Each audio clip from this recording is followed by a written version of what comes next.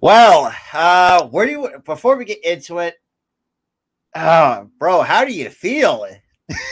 Man, I am riding high off of this win. First win Uh, at home since October of 2011. oh God! So great. It's great. But before I get into it, if you guys are new, make sure you smash that like button, hit that subscribe button, guys are new. Let's get to some comments here. What is good, Randy? Shout out to you. Shout out to Miss Key in the building. Yeah, she said, "Let's get." Oh yeah, I'm Let's in the get building. these Braves. Get these Braves out of here. I agree with that key So wholeheartedly. there's a few things I want to kind of talk about though. We know for those who have not seen our TikTok, link is down below, so check us out on TikTok as well. So we're going to try to go that, but that's besides the point. But from what I've seen, we know what Nola's capable of. The fact that this dude's now 3-0 with a sub-1 ERA at home in 3 starts, and one of that is in the postseason. How the fuck did it's just like even And though and and what that's the amazing part, Rob. You know what the amazing part is? He's costed us postseason appearances the last three, but 4 years. but he's learned how to nut up and shut up and actually pitch his ass off. And I gotta He say this pitched. He pitched his entire career off now. this year. The fact that he went 6 I was like, I will let him go 7, but yes, I know the pitch count was high, which made sense. I mean, Alvaro came in, shut the door in the set, Here's the thing: in the seventh, he kind of got gassed. which makes, like I said, that did make sense. He was getting It made gassed. total sense. He got gassed. I'm like, once I saw Rob Thompson come out there after that bad pitch, I'm like, Nola must be gassed. Yeah, I mean, still, and the first time in 2011, who did ever seen the Citizens Bank Park with very little empty seats? Dude. And you know those empty seats that I said there was only one empty seat? I think I saw 4 behind the home plate. You want to know why? Those fans are using the bathroom or something, Probably. But those seats are filled too. It's just like now we get to see the red. Honestly, I thought the white rally towels were a lot better, but I think I like the red rally towels, which is great. There were, oh God, it really, for those who really don't know what we're talking about here, if you haven't, because we experience postseason baseball, like I said, for the first time at home in over 11 years. But here's the thing. Also, this is the first time we're experiencing playoff baseball in general for the first time in years. And so this is great. And under especially Rob Thompson's first year, and who knows? I mean, this man's taking us could be taking us to the promised land. Now, put it this way, Rob. Put it this way. He's our 7th manager. 7th. Yeah. And it's been. We haven't seen. So key asks, whose bat flip was better, Reese Reese is more of a spike, I would say. But Reese was more like, I'm angry that I'm getting doubted, and he spiked it. That wasn't a bat flip. That was a bat spike. Now I will say this too. I will nitpick with Brian Snicker, which I think he's going to definitely be manager of the year, because I feel like there's the National League, though. It's really not, when it comes to awards. I think Bryce Harris is probably going to be the obvious choice. I would agree with that for sure, because I have to agree with that too. They should have used Charlie Morton in this deciding game where the series is tied. You should have used Charlie Morton here, Atlanta. Yeah, especially that was a mistake on their part. So I will agree to that. Even though put bias aside, I mean, Spencer Strider, as crazy as it sounds, I think he might be, for me, if I wanted a rookie of the year candidate. I know it. As crazy as it sounds, like you got 2 rookie teammates going at it, and that's the Braves for the Braves. Who would have thought the Braves would have 2 rookies going for the Rookie of the Year award? Like, I've never seen that in baseball ever. No, you've never seen that before. And now this guy is locked down for the next quite a bit. Because having and I can't say I have ever suffered from a oblique strain. We've seen players. I mean, perfect example. One guy in particular. Remember when we had Cesar, when he had that oblique strain, he was never the same ever since then. Like, that oblique strain can really screw. And we saw the velocity. We know what Spencer Strider can do. Shout out to Clemson baseball. Thank you for that. For those kind of producing talent like that. We know what his velocity, but with that oblique strain, we've seen him like dip between like 93 to 94, and it's been nothing but batting practice. Yeah, for the Phillies offense. And the thing is, that's when That sixth in, or that bottom of the third is when the floodgates open for this team. Yeah. They just kept getting hit after hit. Then there was a bomb. There was another bomb, and then there was another hit. And It's like, pretty much a red hot hitter has been pretty much been Harper. I mean, he's been like hitting put over it this four way, Rob. Put it this way, Rob. 5 runs on 5 hits. on 5 pitches. 5 runs on 5 hits. Man, You're kidding me? You're kidding me? And you also got to think too, all Fenway, when we faced Charlie Morton, we pretty much beat that man to death in the many regular season series against Charlie Morton. Yes, granted, yes, it's but here's the thing too. You can't really fault the coach for using Spencer Strider. This season we've struggled against Strider. Yeah, I mean, So I think we had. So this game that was played today came as a shock because I was expecting this team to just not hit like crumble against Strider. But like I said, coming off that oblique injury, it's where it takes time to come back from. The fact that he hasn't thrown in from what I saw, like 26 days. Like how? Yeah, he hasn't pitched in 26 days, man. As a pitcher, though, like that, I would because for me, I would be very pissed if that was the case. Now, granted, I can't fault Spencer Strider for having that oblique injury. Freak injuries happen. It happens in all sports. It's just for a guy as young as Spencer Strider, I think probably one of the most sleeper picks that the Braves has had. I'll give them the benefit of the doubt with that. It's where like from what we see this team, look, the Braves are going to be a good team. There's no ifs, ands, or buts about it. But it's just for me, I just feel like this Braves team. I think they're still on the. I guess you could say a World Series hangover. I guess you could say. Yeah, but I wasn't. Yeah, they're on that World Series hangover a bit because, and also it didn't help that they got this bye and they didn't play. And that also affected too. That amount of rest really affected, especially it didn't really the pitching staff for the Braves. It really didn't affect them play. We saw how it affected the hitters.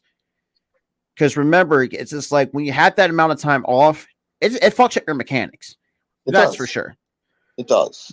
And it screwed up the Braves in 2 of these games. One of these games, they were just okay. I mean, and it was just off. It was just up to our defense, and our bats weren't alive. Yeah, I mean, look, game 2. I mean, game 1. I mean, we had that high in game 1, but got complacent in game 2. But I think whatever Rob Thompson said in that locker room, let us try to get on some of these guys' ass. Let's be real. And what we saw from today, for the first time in 11, like I said, in over 11 years, we see a packed out Citizens Bank Park with a sea of red. It's just like this team. Yes, they are very frustrating. We get that. I mean, it's just like there's some ups, there's some downs, there's some downright ugly moments. There's also another thing. Can you fans that were telling this team, oh, they're gonna plummet out of the race? Can y'all just not root for the team in the playoffs? But I'll get. I was like that before, but then they did plummet out of the race. This year, I was trying to hold in hope. Yeah, for me, I was the same way because this also turns back when Harper went down with that thumb race. I was like, oh fuck, not this again. I thought it was. Initially, I thought it was going to be over. But from what we saw on the record, we played more than 500 baseball without him. So it's like, what the fuck? Yeah. I'm looking at the stats, am I rub my eyes? I was like, am I reading this right? Like I don't. It's like this team. It's just the fact that this also stems to Rob Thompson again. He's helped this team with this next man up mentality thing. Next man up came in, played better. Boom. Everybody's hitting the ball. We brought in guys that we actually took chances on. Look at Brandon Marsh as a perfect example for a guy. I completely thank Dombrowski for this. He saw something in this guy. He watched the tape, saw something in this guy, and made that trade. Absolutely. And, it's crazy looking back at it, especially for today's win. Yes, I mean we took it. I mean, hey, we're doing good, Joseph. Thank you very much for asking on this. Well, technically October 15th by the time you're seeing this, um, but other than that, though, it's just you know, look, and this not just for the hitters mentality, but think about this too. Like if Nola, like say, like Wheeler could struggle in game two, but Wheeler, yeah, scratch that, replay that. If since Wheeler,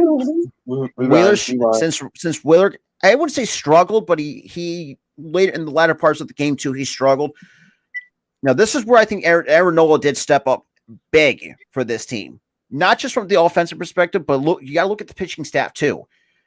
Like it also applies to that concept with Caleb Cotham in the way that he's handled the staff and some guys that have really stepped up in big moments, especially out of that bullpen. Now, let me tell you something about this bullpen. I was expecting the bullpen to be somewhat better, but not as dominant as they have been this season and in the postseason. Now, for those who have seen, like our bullpen pretty much is the way I can describe our bullpen the last couple of years is like a heart attack waiting to happen. Yeah. There's no ifs, ands, or buts about it. And I'm being brutally honest. But we've seen, Alvarado become, let's be real, probably the most reliable lefty out of that bullpen. And Brad this man has been dominant in the postseason. I'm sorry. You cannot tell me that he has a 100+ mile an hour sinker and a cutter at 94, 95. That is unfair. That is not right. Yeah. Yeah, and he used to be wild. He used to be wild with these pitches. And then he spent some time in the minor leagues, and they fixed him. And he's been dominant ever since. And I like Acuna. Don't get me wrong, but the man did Alvaro make that man look foolish. The man did not fool him with that same pitch, not once, but twice. Especially that 100-mile sinker that was in the other batter's box. But here's the thing, Rob. Same location, same pitch. He whiffs on both. And same location, same pitch. I'm like, wow, you look like a fool right now, Acuna. And it's just like, and I'll give the Atlanta Braves a lot of props to the fact that they're as young as they are. It's just like, I know Vaughn Grissom, and I'll give the rookies some slack because I know, let's be real, the fact you're a rookie playing in the postseason, yes, I couldn't mention what the nerves are going through, especially a guy like Vaughn Grissom or Michael Harris II. Hell, Austin Riley, for a guy that got 10-year, $212 million from the Braves, and he's like 1 for 12 so far in the series. Yeah, he hasn't been really good in the series at all. It's just because our pitching are just holding some of these guys. We're just dominant with the pitching. And here's the thing. I feel like we barely have any holes with the pitching now. Finally. Barely have any holes. But I do think we could use some extra help going into next year. Yeah, we can have some help. Like Brogdon, he's not anything to write home about. He can give you some good innings. Like tonight, he gave you a good inning. I thought we were in trouble when he came in. But he gave you a good ninth and closed it out for us.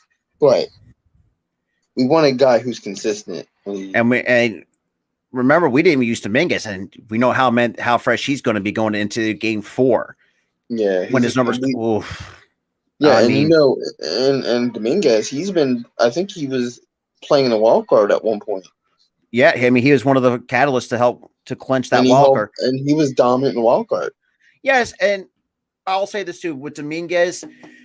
Yes, I had been rough on him, but the fact he was coming off, I think it was a bicep or a forearm injury. I could not be entirely too sure, but we know that the stuff is there. But he had a hard time kind of figuring it out. Since coming back from that. It's the same with Zach Wheeler.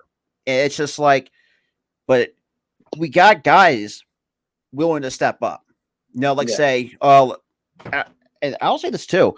Game 1 with Ranger, me and Tyler we will say this too. We were not confident with Ranger. But the fact of the matter is that he pitched, despite with the high pitch count, really did pitch pretty well. Like in his first postseason game of this career. Yep. Speaking of pitching staff, what do you think about tomorrow and who's going to be pitching? Because we got Noah Syndergaard. and he's been rocky this season. I would say I'm certain that we can definitely win tomorrow because looking at it from what I saw, like the Braves at times they don't like right-handed pitching, statistically, and like you said, I think with Ron Thompson going with another righty, it's really gonna put a damper on things because we saw with Nola. Well, we know Nola is good, and let's be real. I'm gonna give Nola a lot of credit though for finishing strong at the end of September and the beginning of October. And with the right-handed pitching, hell, even with Ranger, was our game one lefty, and they still struggled against him, even though our bullpen kind of shit the bed. But that's besides the point. It's just Now I read a question right now, and I think no, they're not bouncing back. Almighty, after all of that, they're not bouncing back. I'm sorry. Especially they're not coming back. We're taking it tomorrow. Especially in enemy territory. No, they're not doing it. And you have foreign players who used like John Smoltz knows how tough it is to play against the Phillies, and it's not an easy thing. Who do you like in that series? Would you rather play the Padres or the Dodgers? Well, I mean, we have played well against the Dodgers, and we also played pretty well against the Padres. So that's a tough one to say. Here's my question: what team scares you more, Padres, Dodgers? I would say more of the Dodgers because I mean they got we got Freddie Freeman, Max Muncy, Trey Turner, Justin Turner, Mookie Betts, and that pitching staff. We know how good Clayton Kershaw. We know how, like I said, Kershaw proved his doubters wrong. Like he can still pull up big in the postseason, even though it was kind of one of the biggest narratives around Clayton Kershaw. But I'll see the Dodgers is more.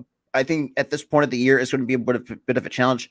But knowing that the Padres, even though they're pretty much the hot team coming in, I mean, it's like, we beat up on Musgrove. I mean, like this team, the Padres are good, but they're not great. If you kind of catch my drift, like they have a tendency to really, let's say, falter. Well, even though I think the first time they actually clinched the playoff berth in since 2000? God, how long has it been? 2020. They missed 2021 because they had that monstrous collapse. Oh, God. But they made it in 2020. Oh, yeah, and I will definitely agree with that, too. But here's the thing, too, Rob. This is the first time they made the playoffs with fans. Yeah. The last time they made the playoffs with the fans there was 2006. God. Golly. Just because, I mean, I said this, too, in the last thing or I think one of our previous, I had this team falling short against the Braves. But the fact that the matter is, yes, we played pretty decent in game one, despite the bullpen almost collapsing on itself. Got complacent in game two. What is with your hate with the Phillies, man? Well, Phillies will get destroyed by the Dodgers. If you not looked at the regular season series, we owned the series against them 3 out of 4. We owned the Dodgers, bro.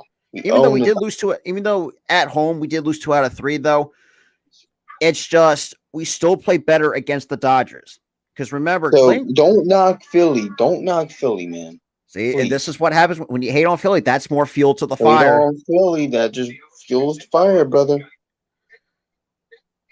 And that's another thing too. This is why a lot of times Mets fans, and not just Mets fans, but just baseball fans in general, want to try to hate on Philly. But you'd be surprised. Yes, I know we had our ugly moments. That's for sure. We can't deny that. But wait, is Almighty Finesse a Mets fan? Probably, but I know Finesse is also a Giants fan at the same time. Okay, then he's a Mets fan. Okay, you got no room to talk. You guys got bounced out of the wild card as a 100-win team. Yeah, I mean, just saying, y'all were supposed to go to the World Series, weren't you? How'd that work out, buddy?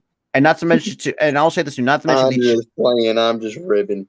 But I mean, there's some good amount of Mets fans too. There's especially because you really think about it. Because I mean, you have teams that already had a World Series. You had the Guardians have not won a World Series since 1948. The Mets in 1986, Yankees 2009, us in But but 2008. here's the thing. I met like 2 Mets fans who were giving us credit, which I love. Sorry, I gotta let Y'all my funny.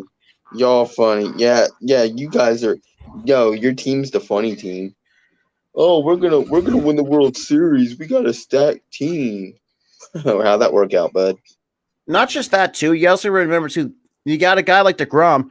Let's be real, probably one of the best pitchers on the planet, but he can't stay healthy, and that's always been the biggest Achilles heel, especially when that comes to that pitching staff. Chris Bassett, for me, and I know You know I'll what? talk. You know what, Joseph? You know what? I agree. We're embracing the hate right now. Yes and no, but I mean, have you? I mean, Cleveland. Look, Yankees are definitely winning tomorrow. I could definitely see that, but I do think Cleveland's going to give them a bit of a I hard don't time. know. That series is just too exciting. Like, I don't know I'll who give the Yankees a lot of credit, though. I mean, yes, they're a tough team, but you have to realize too, like I don't know, man. it's like you say, that series could go flip either way. And Especially, me ribbing you right now, man. It's just jokes. Don't take it any serious, man. It's a joke. But yeah, I have to go to back to the Yankees thing. I don't know. I don't because know. I feel like that out of I the don't. because like the Houston and Seattle, we know where that series is going to head. I think that Yeah, can be ended in 4 games at least. I don't. Um, because I mean, All look, the Astros, I want to go against them. Sig- Dude, the Astros need to get their butts beat. I don't care if it's by the Yankees or they need to get shipped out. yeah, well, we'll see. But I think Sorry, overall, though, Coach Dante, for watching, but and I got to and I'll say this too. I'm going to give Terry Francona a lot of credit for leading a young Cleveland Guardians team, and I will say, I think all of baseball fans can admit that the AL Central is probably one of the worst divisions in baseball. yeah, Because I mean, but here's the thing too. They weren't supposed to make the playoffs this year, nah, or nor seeing win that, the division. and they were, and I'll say this too. I'll get They weren't reliant on the White Sox losing the division. well, They technically, didn't have to. They just took it. they're scrappy. You know And they're what I mean? scrappy and they're young and they have a great coach, Terry Francona, one of the best coaches in the league. Probably the best manager.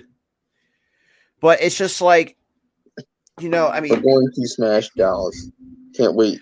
yes, I think it's. Jordan Alvarez is unstoppable. Hey, If Dodgers fans, Jordan, how the hell did you let that man walk? How did you not? I found this out too. They had 2 prospects, Jordan Alvarez and O'Neal Cruz. They both traded him away. both panned out. Yeah, for both teams. Even though, I mean, I think O'Neal should have went to a contender. I would be, in my honest opinion. He shouldn't have went to the Pirates of all teams. There's no like that Pirates team is going to waste that kid's career. I got it. But I We are mean, sweeping our division this year. Fly Eagles fly. Heck yeah, bro. Heck yeah. I've got to agree. I think Dallas. I think we're going to split with Dallas because remember I don't. The way what they were playing, we're not splitting with Dallas. Well, and not to mention, we're also getting our O line's actually fully healthy from what I saw on the. Our O line has been one of the best. Oh, that's an interesting question. For me, we'll see. We'll see what happens on the panel. If the Phillies advance, who do y'all want to go against? We were talking about this, and we don't know. exactly. It's up to the air. We've beaten up on both teams before. No, yeah. But if it comes to what team scares us the most, Dodgers do. Oh yeah, because they've been there and done that. They have a World Series to their credit. Padres. But also we've beaten up on them. But we're not that afraid, but we are afraid that they could beat us. I mean, you got Tony Gonzalez probably is pretty much the number 1 guy. Even though at best he's number 2 if Walker Buehler didn't get hurt with Tommy John surgery, which is. Well, you got to think too of how that series, because we know what I know Dodgers fans personally. Their series has been especially. How do you not know y'all gonna face either one regardless? We have to wait to see how. Here we go again. It's the one thing. How do you not know y'all going to face either one regardless? He's counting us out again, dude. Counting us out. So, I mean, Keep counting us out, man. like say if the Just keep Padres do playing. wind up knocking out the Dodgers, this is the first time that the Padres have been this far in the postseason. Like, if you look, like I said, like Tyler said, if you go back the last couple of years, they choked before. Like, this is the first time actually they're this far in the postseason. And here's the thing. The Dodgers only won because they had a 60-game season and they didn't get gassed. But I That would was say, the only reason why. yeah, I mean, but out of all of that, so far the postseason has been very fun to really watch something. But it's actually even been more fun that our team's actually in it this year. And like I said, and I think I don't know if I ever mentioned this, but I was talking to. I mean, I know we talked to this too. Like and my the Padres are 1 out away from taking 2-1 lead. A 2-1 lead. They're 1 out away. But yeah. But I think we said this like what about 3 or 4 years ago. Like the previous version of the wild card, I really didn't mind it, but I really didn't like it. I hate your one and done. Like and Tiger Raven, I absolutely agree with this. I mean, Allie Rutschman though. I mean, you got Gunnar Henderson. I absolutely agree. Look at their lineup. They have young pieces that they have in place. They need a few pieces left, and they are in it. They are in it. But the thing is, y'all finished with a winning record. That's a good step. Yeah, I think it would be absurd, but you also think too, like they lost key pieces. Like Walker Buehler. I thought he had a really good season for the Dodgers. Unfortunately, with that torn UCL, fucked everything up in that rotation. They traded away White. He was somewhat decent for them. I think he was more your back end of the rotation kind of guy. But also the shocking thing too. Freddie Freeman has been relatively quiet this series, which is unusual. Like him, completely unusual for him. Even though, yes, we know that he's getting up there in age. It's just like we've seen that these younger guys kind of relish it in the spotlight. Like, oh God, like I mean, I'm trying to think of the top of my head. That I do agree with that. That's for sure. The World Series, the road to the World Series is going to be very much wide open. Whether in the NL, yes. But the AL, that's tough. It's going to be the Astros. We all know it's going to be the Astros. But who's to say if the Yankees upset the Astros? That could be a huge storyline in its entirety. Because remember, imagine this: the Yankees upset the Astros, and we make the World Series somehow. Yeah, I mean that's revenge. That's a revenge series for 2009. And me and Tyler talked about this too. We do want to say, like I said, we fall short in the championship series. I can't be mad about that. It's still a building block to really build off. But here's the thing: even if we lose this series, I can't be mad with this series either. We won 2 against the Braves. It's just like out of the NL East teams, like I do agree. The fact that Aaron Judge was like 0 for 7 in the series. Oh, good Lord. Here's the thing with this. They have the same issue that we do. Get that man some help. Why are you starting a power hitter at leadoff? You're putting him too much pressure to get a base hit. Let this man work and get a homer. He's not a hitter. He is a home run hitter, but he's not a hitter. Yeah. And they're doing the same thing. You told me this earlier. You're doing the same thing that we're doing, starting a power hitter at leadoff. And the Padres have done it. They have I know that's probably going to piss off some diehard Dodgers fans. I know that for a fact. The Dodger fans were blanked. They only got 1 run in the show for it, and that was by an RBI by Mookie Betts. You really think of this too, like Padres and the Padres and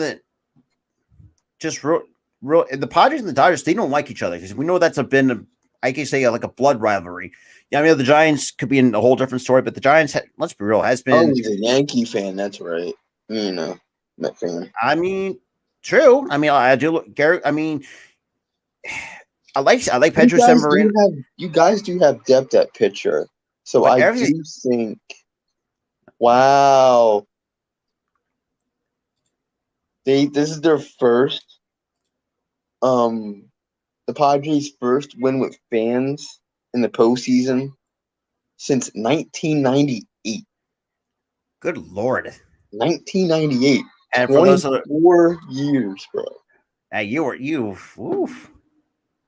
I'm as old as the last time they won a playoff game. Severino's pretty That's good. I think Cole actually pretty. Nestor Cortez, I think that dude's gonna be is a super underrated guy. That top of that rotation. If Look, the Dodgers Cortez. lose in the series, Here's the thing with Cortez. Y'all fixed him. yeah, that dude's fucking funky as hell. This man. Here's the thing too. Y'all fixed, but he's funny. He's hilarious. I I'll mean, give them that. you got He's a really good. That's a hilarious. good start. That I mean, the Yankees got to. Let's be real. I will have to admit they have a good starting rotation. Put it You know, this way: this man used to have an ERA of 8 at oh one god, point. yeah, Of 8 as a and starter. This guy's made that down to 2. An ERA of 2 something. Like he yeah. is dominant now. Like they did something with his pitching, and now he's one of the best pitchers in the game. Now I will say this to you for Yankees fans: keep that if you keep that rotation healthy, that's a top 5 rotation right there in the American League, hands down. Because What if the Dodgers lose and we get that's really gonna shock Phillies the instead baseball of world. That's for sure. It's gonna be crazy in the AL. It's gonna Wait, be nuts. And honestly, if San Diego wins, they deserve it. If we win, we deserve it. Like like both teams, it's gonna be a series that both teams deserve to win. it's, It's gonna be crazy. I'll say this too. Donaldson's a good third baseman, but over the last couple of years, he's really not been the same bringer of rain that we saw. You know, his 2015 MVP type self in Toronto. I think Yeah, ever since Toronto, he went from great to decent. like, I feel like he's going to regress further if this trend continues. and you know, you really think it too. They don't have a lot. I don't even know who they have. I mean, you definitely could have. They got rid of Urshela, I thought, which was the most stupidest idea they could have done. Yeah.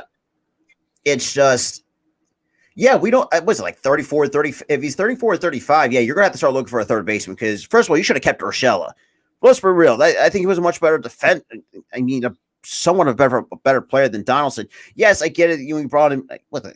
I don't know exactly how much they brought him in, but know that Donaldson's not going to be around long term. You're gonna if you don't find a third baseman quickly, you're gonna be screwed. You know, Yes. I mean, if you don't like say for example, like we know that DJ Mayhew is good. You know, probably one of the most. It's one of the most. Let's be real. I think him leaving Colorado also really did wonders for him as well. Let's be real.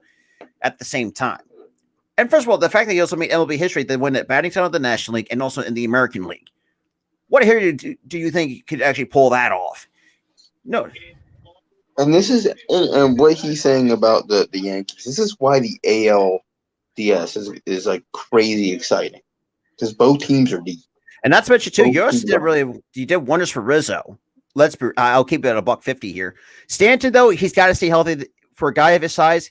Cannot be made out of glass. I'm just putting it out there. Do you guys want Ross Stripling? If it's held to be a part of the back end, sure, I'll take him off the hands. I would take it. Because at this point, I mean, it's better than having Kyle Gibson in the rotation. I can tell you that much. Oh my gosh, I think that's if we make it to the ALCS, that's what's going to kill us. Is Gibson. But knowing Rod Thompson, I don't think he's ever going to use Gibson from what we saw throughout this entire postseason. Mm-mm. If he doesn't use him, and that's why we're not using Falter tomorrow because he struggled against the Braves. And Braves are really good at left-handed pitching, despite the fact that Ranger beat them in Game 1, which is ironic for a team that feeds off left-handed pitching. Game 1, they completely just. I mean, they put some good swings on Ranger. I'll give them that.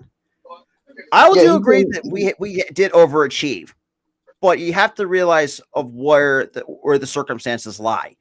I mean, we have Here's the thing. I don't think we overachieved. I mean, we did overachieve a little bit because they were saying we're going to get bounced out of the wild card. Did that happen? No. Because think about this too. I would say people. already they're overachieving already. I mean, yeah, you're not wrong. Because remember, people had written us off out of the wild card series. Remember, and look how that turned out. The bullpen collapsed for the St. Louis Cardinals. It's just like if you lose certain arms, you're screwed. Mm-hmm. But I do see us if we win this series tomorrow, then I see us at the very least getting bounced out of the AL or the NLCS. Like I said, very least. But if we have our top guys going and everybody plays well, who's to say we might play well against the Padres? Yes, we are playing with house money. We weren't supposed to make the playoffs. No, we're not saying that we weren't supposed to make the playoffs. We were saying that we weren't even supposed to get out of the wild card. Yeah, that's what they're saying, and they're completely right. Because we did overachieve by winning the wild card. But knowing that the Cardinals, they always not only the Cardinals that they have not, I would say. I mean, they got some good talent, but it wasn't enough. I would say. Can we talk about right quick? I know it's not Philly, but can we talk about the resurgence of Blake Snell right now? Hopefully, this man went off tonight, and hopefully they won't. Hopefully, San Diego won't make the same mistake. God, I will say this too. This is where I was fucking mad. This is why the analytics for me pisses me off sometimes. Because remember the World Series, like 60 something. Why would you take him out in that position? Why? Why would you take him out?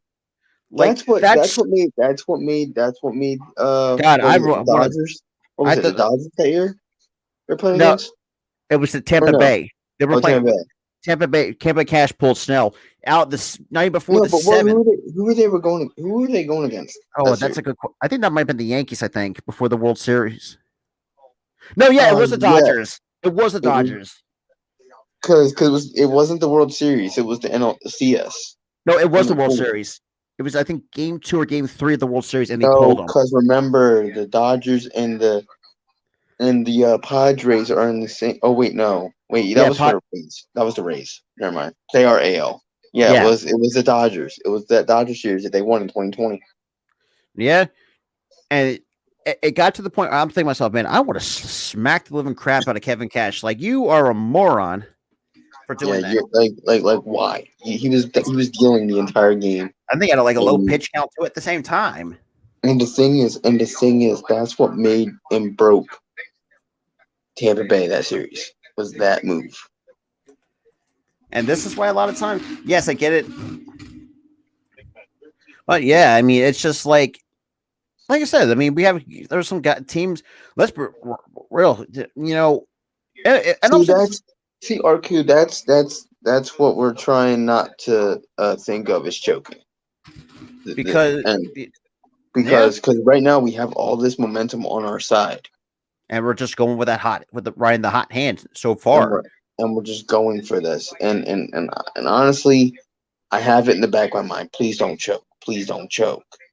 Because oftentimes teams that are complacent choke in the playoffs. And I'm hoping that we don't. Yeah, you're not wrong though. I mean, it's just closeout games are hard to win. You were not wrong. You are not wrong. Especially when it comes to Phillies sports. Yeah, we know that better than we know that more than anything. Here's the thing. Here's the thing. Not only in baseball, not only in football, but basketball. We've seen this with the Sixers. Oof, yeah. Go up 2-1. We choked the next 3. Yeah.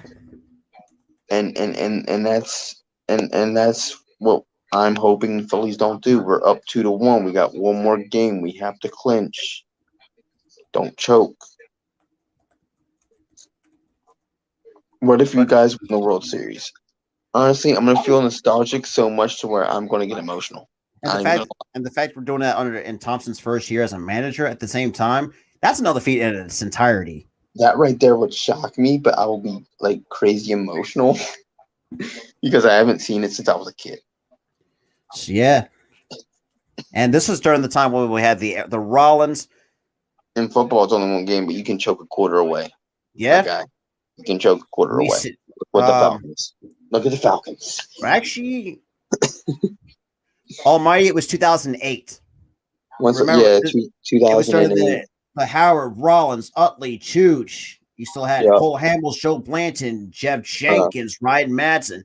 Oh, God, who am I? Jason Ward, Shane Victorino. Brad Lidge. Probably the most underrated trade that we did in 2007, in November 2007. And that was a sleeper trade, too, because he sucked for the final year for the Astros. And we fixed him and probably can become one of our dominant closers. Ever since then, since after Lidge, our closing position has been kind of shit, for lack of a better term. Wow! Wait a minute! No, they didn't get the first playoff win since 1998. The Padres are one win away from making it to the NLCS for the first time since 1998. Wow, yeah, that's crazy. The last time they made it to the NLCS, I was a baby. Yeah, I was about over a year old at that point. Yeah, trust me, I'm older than Tyler by a year. So, dude, oh God. And not to mention the entire thing of this too. The Padres manager at the time in the late '90s was Bruce Bochy in 1998. A lot of people do not remember that before he managed the Giants. And Bruce Bochy was underrated as a freaking coach, bro. Underrated. Yeah, I mean the fact that Turner. Let's be real. When they won the first World Series in 1954, since 1954, Schwarber, was that a diss?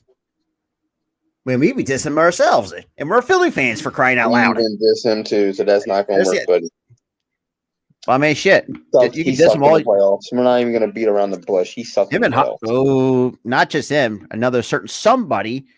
And for those who've not seen my TikTok on that, so like I said, link is down below for my TikTok. I told this certain someone that he is garbage and have been a huge liability. I think Tyler knows what I'm talking about. The first I saw that TikTok and I died. I'm like, you're like flat out. He is garbage.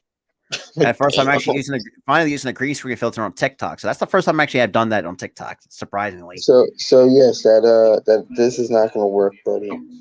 Trust me, we did some. We dissed him the entire playoffs. But for some reason, when these two guys struggle, for some reason we win games for whatever reason. Because which is Harper can hit. Castellanos can hit only when bad crap happens, apparently. I don't know why that happens. It's happened for years. Because the dude from Harry Potter died today, and then tonight he gets a hit. Like, why do you hit every time bad stuff? That's the worst time. Like, I don't get it. Like, he always hits the absolute worst time. When something bad happens in the headlines, he gets a hit. It's just like, I don't know if it's just pure luck or just... He's done it since he was with the Reds. I don't even know if it's a luck or a coincidence. I don't even know what it is anymore. I don't even know if it's a coincidence anymore. I don't even know what's going on.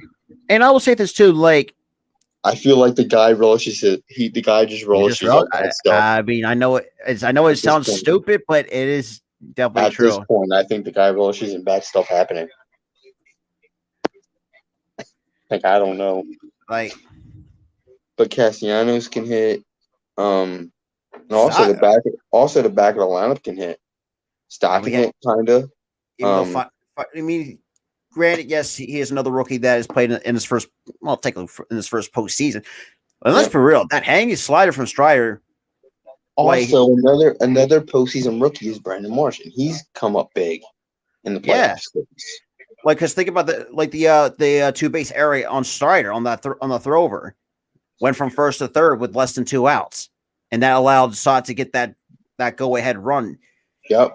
And also, Alec Bohm can hit, but he can also, shockingly, play defense now. Despite all the shit, I mean, he's given him so much crap, and he's taken that criticism, and he's grown as a competitor, as a defender at third base. He has done his job. and Yeah. I commend him for it. Especially all the credit, especially it's like like you could, well, you didn't hear the audible, you could read his lips like, I fucking hate this place. Literally, you could read that man's lips, and he actually came out of the man and said, look, yeah, I know I said it. Yeah. He's like, I Like, don't know, but I just said that out of anger. I didn't mean it. But here's the thing. I understood why, like, the way he apologized and what he said in that apology, because we all get mad sometimes and we all say things that we don't mean. It happens. And I commend him for apologizing, saying, look, I said what I said. I didn't mean it. I'm sorry. yeah. And ever since then, he's been, even though And like, he also said, I promise you, I will get better. And he's gotten better.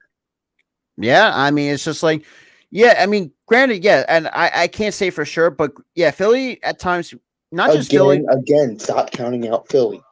They're not winning the next two. We're clinching. We are clinching. I mean, focus on your Yankees, my guy. Because I mean, because now I think he has to play in Cleveland for Game 3 or so I think he'll be home. Like I can't say for sure, but this is the thing too with times like. Also, there's one more game. There's not two. Wait, they got to play two if they win. There's a side of one piece, so they had. But no, but I was too. Finesse is just being a troll at this point, and it's getting annoying. But I will say this too, though. I mean, how about the Philly fan base trolling the Braves a little bit with their own tomahawk? Like even petty. Here's the thing. I'm eating dinner. I got a face full of food, and I'm hearing the game in my living room because I'm eating in my kitchen. I don't have a TV, obviously, in my kitchen. Oh yeah. But all I'm hearing is that I'm like, wait, they're playing at home, and I just died laughing with food in my mouth. Okay, I thought it was going to be a Cleveland because I thought Yankees had a home field advantage. Cause, I was wrong, but we're gonna play Cleveland in Game 3. Yeah. Okay. Yeah, because game's tied at 1 game apiece on a walk-off hit in Game 2 by the Guardians. Yeah. So it's gonna be Game 3, and then you guys play Game 4. If you guys win Game 3 and 4, you guys clinch. Pretty much. And like I said too, I mean, it's just like with this new postseason format. Yes, I know there's gonna be some of those generic, but some other fans are like, oh, like we seen teams like that don't deserve it.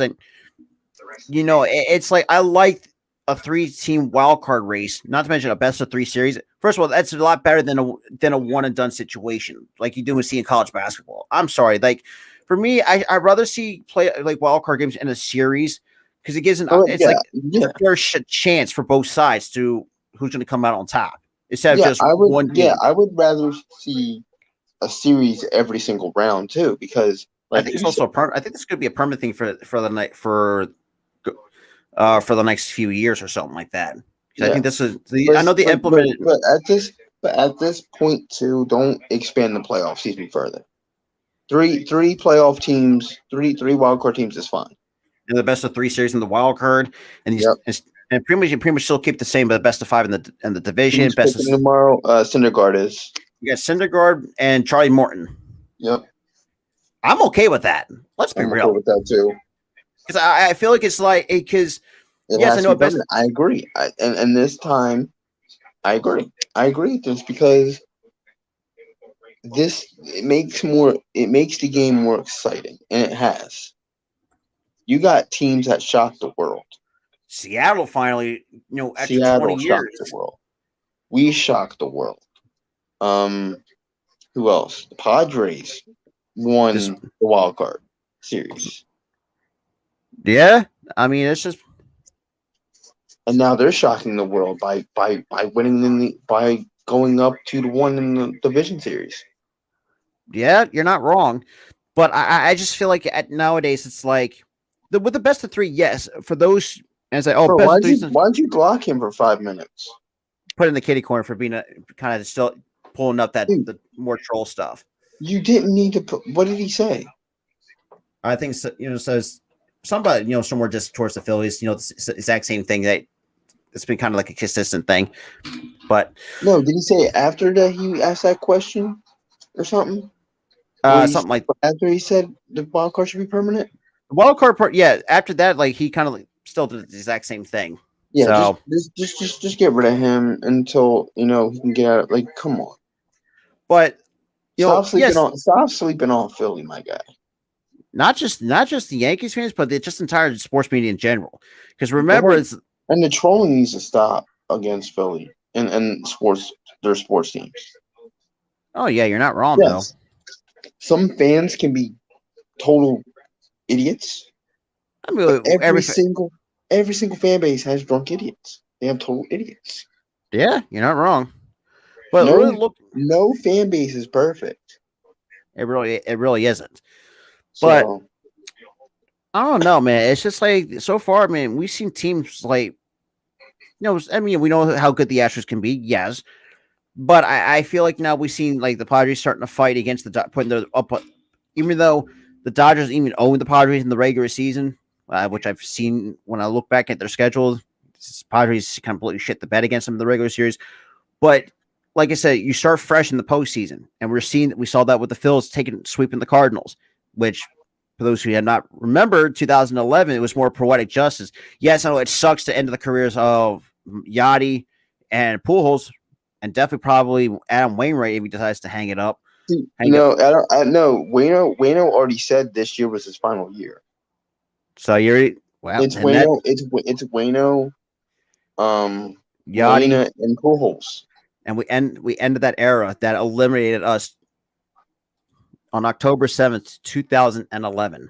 It is poetic justice, my guy. Like even though it sucks because I like Pujols, those are the years like they were actually pretty fun to watch.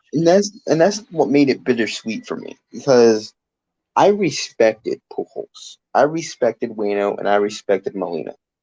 Those three could play, and they got three, and there are three Hall of Famers, no doubt, on that roster. Just because, I mean, the fact that you had Yachty for 19 years, you had Wainwright. How long he's been there? I forgot how long he's been there for years. He got what? Molina? No, Wayno. He got called up the year after Molina did. And think about this too. And for people who don't remember, he also Adam Wainwright, before he got drafted by the Cardinals, was taken by the Braves out of high school. So that's another guy I think what could have been if you really think about it. If how much history could have changed if Wainwright. They most likely would have dominated the division with Wayno, honestly. Yeah. To be honest. Because for a while there, I mean they were dominating the wild card, not the wild card, the division for most of the 2000s until 2007, and then we dominated for the next 5 years. And then we completely shit the bed from the next 11, basically. Yeah. For lack of a better, because like I said, there's really no positives. No, I mean besides and it's just like looking at some of these memories that we've seen, especially from the Phils. Shout out to Jeremy coming through. So right now we have the Padres and the Dodgers. Padres up 2-1 over the Dodgers. Phillies over 2-1. Yep.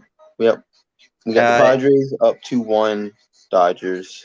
We're up 2-1 against Atlanta. I think you also have Houston might be 2-1 against Seattle. I could be wrong. Yeah, they're up 2-0. Oh right. Wait a minute. Let me check. I gotta check. I think they're up 2-0. That's what I saw earlier. No, is it? Yeah, it's 2-0. You're right. Because game 3 is tomorrow. 2-0. Technically at 4 o'clock. Great. That means the Astros are gonna get the sweep. Damn. Hope not. Please. But please win a game, Seattle. Please. And not just that. And see with some of the teams that get eliminated. Yeah, pretty much. I mean, if for those who have not seen the game, we beat them 9-1. You know what I mean? And let's be real. I think in the regular season, I enjoy playing it. We played Atlanta. I think we always play. So Atlanta is really about to get eliminated. Yes. And who knows? If they lose tomorrow, they're getting eliminated. Just think about this too. If you have the Braves get eliminated and the Dodgers, you got 2 World Series champions already out of the postseason. Now that's going to be shocking in its own right.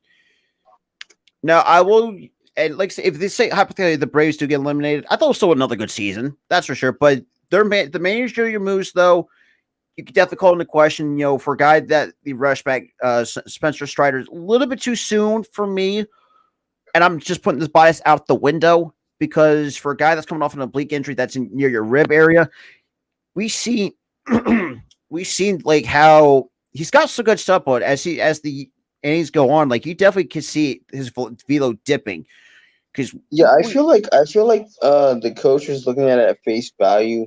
Oh, he's been dominant. Look at the numbers, and then he's gonna put him out there. and it just You gotta look at it deeper. The guy was hurt, and and like I said, you're this is starting him hurt. That's not good. it really isn't. Let's keep it a buck here. No. But I think overall, Brandon Sickers has done a pretty good job, especially because let's be real. Freddie Gonzalez, for me, when he would let the Braves, wasn't great. Let's put it. I'm going to keep that 100% real. Freddie Gonzalez was not the best. Yeah, that it'll make it a bit easier for you guys to win the World Series because Atlanta killed you guys last year. I hate to say it, but yeah, you But guys it's have a better just, chance against any other team except for Atlanta. yeah, that is true. Heck, I But don't even see us winning the World Series if we make it, honestly. it looks like we do, say, hypothetically, we lose the World Series. I can't be mad. I couldn't be mad either. We made it there. For the Can't be first, mad. and the fact that, look, we're seeing what Rob Thompson can do. Yes, I know the fact that, nowadays it's like he's going with yeah, there's some analytics involved, but like it just seems to me like say, screw analytics or whatever the case may be in this mindset. Yeah. And the fact that and that too. I mean, let's be real. Verlander is already Hall of Famer at the end of the day. Let's keep it real here. I want Verlander to retire. Here's the thing. I kind of do too because I like Verlander and what he brought to The fact that he the actually ML, what he brought to the whole entire league. and the fact that he was so dominant at age 38 though, which is nuts. Like, how do you when you get to your upper 30s, like you tend to regress tremendously. He's got that LeBron syndrome. He's got he's dominant in his old age. And the fact, and I'll give him the benefit of the doubt. The fact he took a year off just to rehab that Tommy John and came back stronger, it really did show numbers statistically. Honestly, it's shocking. You're not wrong. You are not wrong. You're not wrong. Oh, Kate Upton. Who are you talking about, Kate Upton? Mm-hmm. Yep, you're right. You're right. You're right there. You're right there. I agree. Yeah, you're not wrong. But I think overall, though, it's just been the postseason has been really fun. Though we have some couple underdogs. Obviously, us in Seattle was pretty much. How come I got timed out? You were being a troll, my guy. But I mean, if it's just because for me, I like the kind of the trolling, because with us and the Giants, we don't mind banter, but when it gets like we got certain limits to where. Yeah. So you can troll, but not as much as you did. But I mean, still, it's the way that I see it too. And first of all, it's just wow. I mean, you don't have to show Philly love, but just stop trolling for like tone it down a bit. Yeah, not too much, but I still feel like I said, the postseason has been has been much roller coaster though. I mean, especially not even before the postseason, towards the end. That was heartbreaking for the Mariners. Oh yeah, like how. It was like they were dominant the entire way, and then Alvarez comes up and hits a ball. It up. It's like, oh, that hurt. Like I feel bad for Mariners fans after the game one. Yeah, I'm happy for your Phillies though, Rob. For real, you guys got it going on. I mean, we're just we're doing what we're just somebody put the someone put a comment up here. Where the hell is it? Where they were playing? Yeah, Joseph thought when Joseph said we're playing with house money. Yeah. So I mean, we have guys, Yeah, exactly. They were 7-5, and they lose it on a 3-1 walk off. Yeah, it was a 3-1 walk off home run to Alvarez by Robbie Ray. Robbie Ray, let's be real, should have never left Toronto. Why would you put a starter in the bullpen for that game? Why? I don't know. You should have put it like George Kirby or whoever else that was actually pretty decent for them. That was been consistent. But you went with the guy that, for me, took a step back since leaving Toronto. And I will nitpick Toronto too. Like, you have this generational talent and Biggio, Bichette, Guerrero Jr. I mean, Teoscar Hernandez is going to be a sneaky good player. George Springer, he's got to stay healthy. That's always the biggest issue. The fact that they're overpaying for Yusei Kikuchi is ridiculous because the dude is complete ass. You know, I mean, has not lived up to what especially when the Mariners got him from being poached from the professional baseball. Like Kirk actually had a really good a good All-Star year. You got talent and you still fuck it up. And the fact of the matter is too, like I think they're still have like a decent a World Series job since 1993. Now, older Phillies fans would remember Mitch the Wild thing blew it to Joe Carter in 1993. To the Blue Jays. But at the Blue Jays, unfortunately, because for me, I think I was never. That is true. I think the Mariners thought that by putting Ray in the long reliever spot, they could outlast the Astros bullpen and cut deep into it. No. It really did. It didn't. It backfired on the Mariners completely. Because we might see other the Mariners might get swept. Who knows? Because like I said, I mean, we've seen the Padres now up 2-1 over the Dodgers. Now that kind of pissed us off some Dodgers fans, that's for sure. And we're up 2-1 over Atlanta because us in Atlanta, we always put on good games over like what the last how many years at this point. And you have to realize too, like, and there were some years with the Braves actually. If you looked at the many seasons for the Braves, yep, and that's always the biggest issue. You cannot outlast the bullpen and the starting rotation against the Astros. It is really deep. Oh yeah, the Braves are beatable. Like this also now he's starting to be nice a little bit. Because if you're I think he's also right too. Because you remember before the lockout, Alex Anthopoulos fucked up on that Freddie Freeman situation. You really think about it, they still Olsen, I don't think he's done next to anything.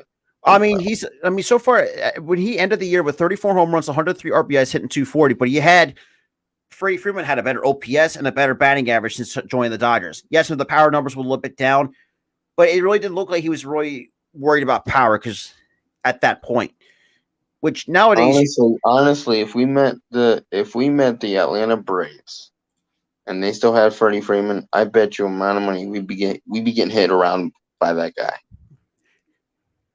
That is not just the Braves. We've seen teams come out play better in the second half. Oh, how about this? The Chicago Cubs, for a team that I could say still in rebuilding, but they're heading in the right direction. I'll give Gooley's Cubs a lot of props though. For a guy, you have a manager that knows the system better than anybody, and has a really good connection to the players. And let's be real, it also has done pretty well in Boston. And the fact that has 2 World Series rings, 3, maybe. I think it might be 2. I don't know. I think 2. I think 1 with Boston with John Lester. Let's be real. I got to give and I've talked to a lot of some praise with John Lester too. For a guy that kicked cancer's ass. I think 2005 came back to 2006 coming back to 2007 wins the World Series. Who fucking does? And also too, I will say this here: rest in peace to our Phillies minor leaguer, 20 years old and cancer kicks his ass. Here's the thing. It pained me because I was reading up on this guy with my mom. I was reading up on this guy. He didn't make it out of the minors, man. It's just. And then he just dies with cancer. Dang, man. At 20. Like, and this is what I always say to you, like, life is too at one point life is too short. So I mean, you gotta make it while it lasts. And it can't be shorter because you can get cancer and it could be terminal. Yeah. But I mean, shit, look at Jameson Taillon. He battled testicular cancer and kicked cancer's ass. Yeah. Look at Rizzo. He had cancer. Shit, I forgot about that. He had cancer when he got drafted, and he found out he got cancer when he was in the minors. That's nuts. Like, like I said, I mean, life can be so full surprises, and sometimes it's going to be a bit of a pain in the ass. But like I said, man, I mean, like I said, the postseason has been pretty fun though.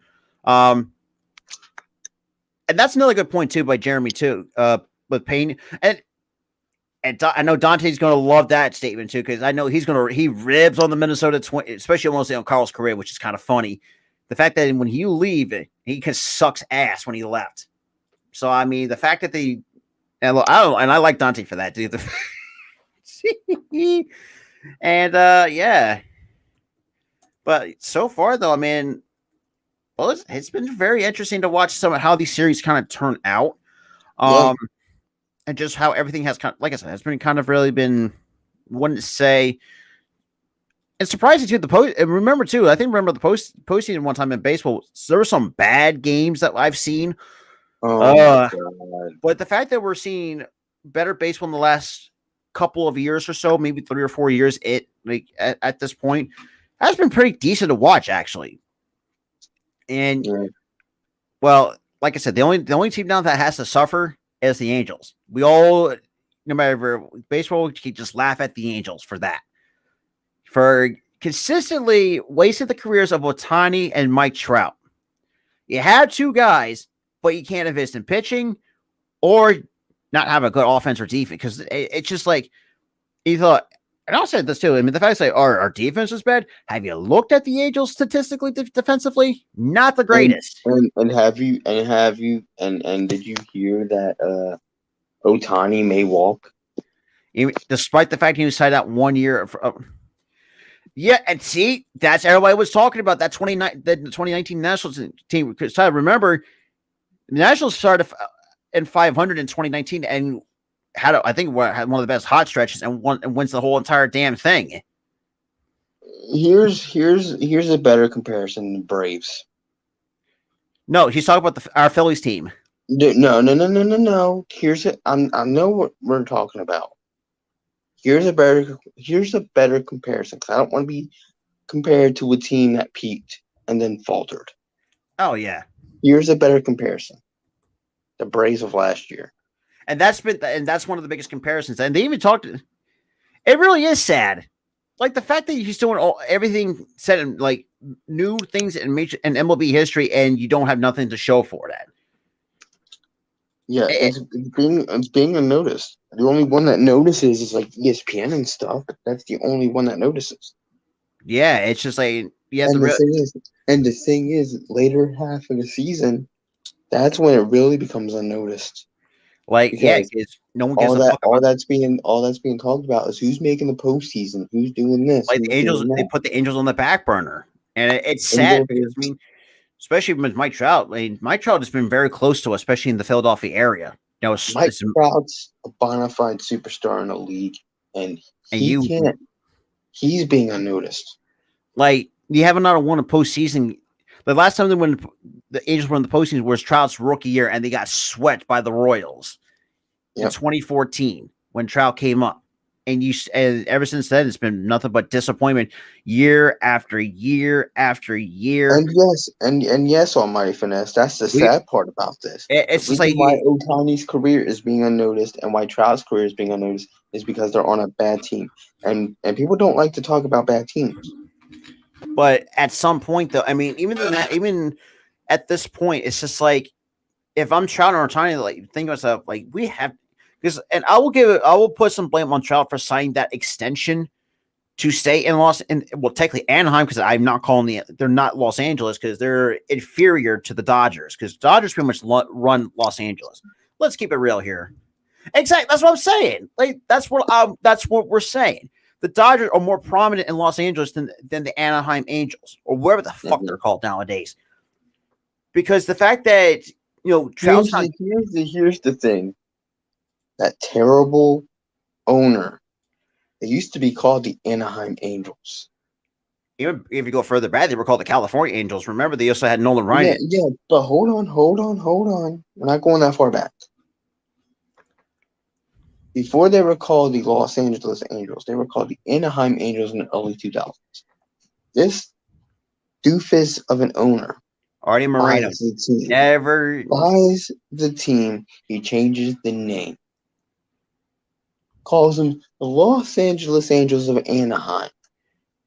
Like, and I've talked to The reason why he added the of Anaheim because the city nearly sued him for changing the that name. is true. That was one of the biggest. I think that was in like the early 2010s, if I'm not mistaken. Yeah, This and they before, nearly sued him for changing the name. and that is true. I mean, yes and no, depending on what game. Their stadiums have been empty. I mean, if you look at Angels games so far this past season, you've seen a lot of empty seats. Here's And the that, thing, and here's the thing too. If you watch the news and stuff, right, and they cover this team, fans don't go because they're boycotting, trying to force this owner to sell. and he did say, come out and say he's definitely looking for the right suitors to buy the He's Anaheim looking for Angels. suitors. He's looking for suitors, and hopefully the next suitor fixes the ship and, for them. and fixes the mistakes. And let's be real, like at this point, blow it up and start all over. I honestly wouldn't blow it up too far. Well, like I would actually keep Trout and Ohtani, but get some young stars. Think Get about some younger stars. I think about this too, Tyler. They felt Brandon Morris came to us, we fixed him, and one of ours been one of our biggest spark plugs. Who would have thought?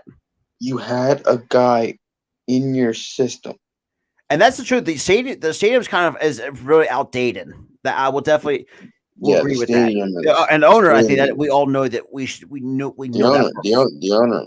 The entire baseball world knows that the Angels someone needs to sell the Angels. Let's be real. That's kind of like nothing new. When he came out and said he was selling, the entire sports world collectively said good. Because this guy is a doofus as an owner. I mean, you have even like baseball content creators really actually call him like the villain in baseball because of that. And exactly almighty. Ohtani and Trout are the only good thing. The only good thing. Not to mention, it's been. Then they spend like a boatload of money on washed players. They nearly broke Pujols for 10 years. It's oh god, and we talked about that. He should have never left St. Louis in the first place. Never. He went to the bad LA team. He was bad. He went to the good LA team. Still bad. Went back to St. Louis. He was good. Yeah, you're not wrong. So let's see. I'm trying to think. So the Angels Stadium broke ground in 1964. It opened in 1966, but it's been there since 1966 to the present day. That shit's fucking old. Yeah, it's old, and the thing is, they haven't maintained it. Teams like Boston, they've been able to maintain Fenway. You should see the Cubs made some renovations to Wrigley Field. Cubs. I think the biggest renovation is moving because remember, if you looked at how Wrigley Field was like 10, 15 years ago, you saw the bullpens and that was the biggest issue. At Wrigley. And they fixed it. Do you see the Angels trying to fix their stadium? Absolutely not. They're not. So the crazy enough, no, in 1966 when it first opened, they held 43,250 seats. But in 1980, they held 64,593. But it's to present day, 45,517 seats. They had to cut down seats. That's how bad it is. At that point, just knock it down. Knock down the entire stadium, build a new one, and fix your team. Because think about it too. Back when it first broke ground, it cost $24 million to build. But in today's money, or back in 2020, is how they were looking at it. It's $149 million. But from 1997 to 1999, they put $118 million in renovations, which is now almost $200 million in today's money. But here's the thing: that was before the doofus owner owned the team. In 1998, they cared. Now they don't care.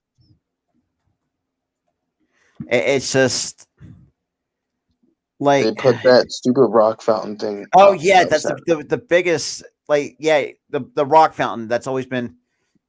They need to move. No one in Orange County cares about baseball. You're not wrong. I mean, think about it. I mean, the Anaheim Ducks. Well, I mean, no, I'm sorry. That's it. I mean, so far you got the two worst. Well, technically three, if you really want to count it, in the worst sports teams in America. The Anaheim Angels, the Coyotes. For the love of God, get them out of Arizona. For the love of God, no one gives a fuck about hockey over there. I mean, not being a hockey fan though, but good lord, they're so fucking bad.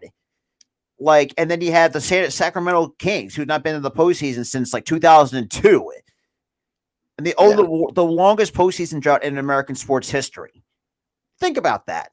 You thought we could laugh at the Angels? We're also laughing at the Kings for fucking up.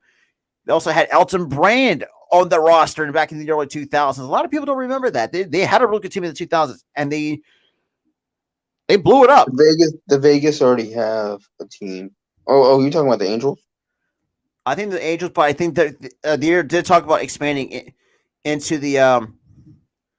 We'll see, because I mean, who knows? What the Kings might be good this season. We don't know. Exactly. You don't know. This team.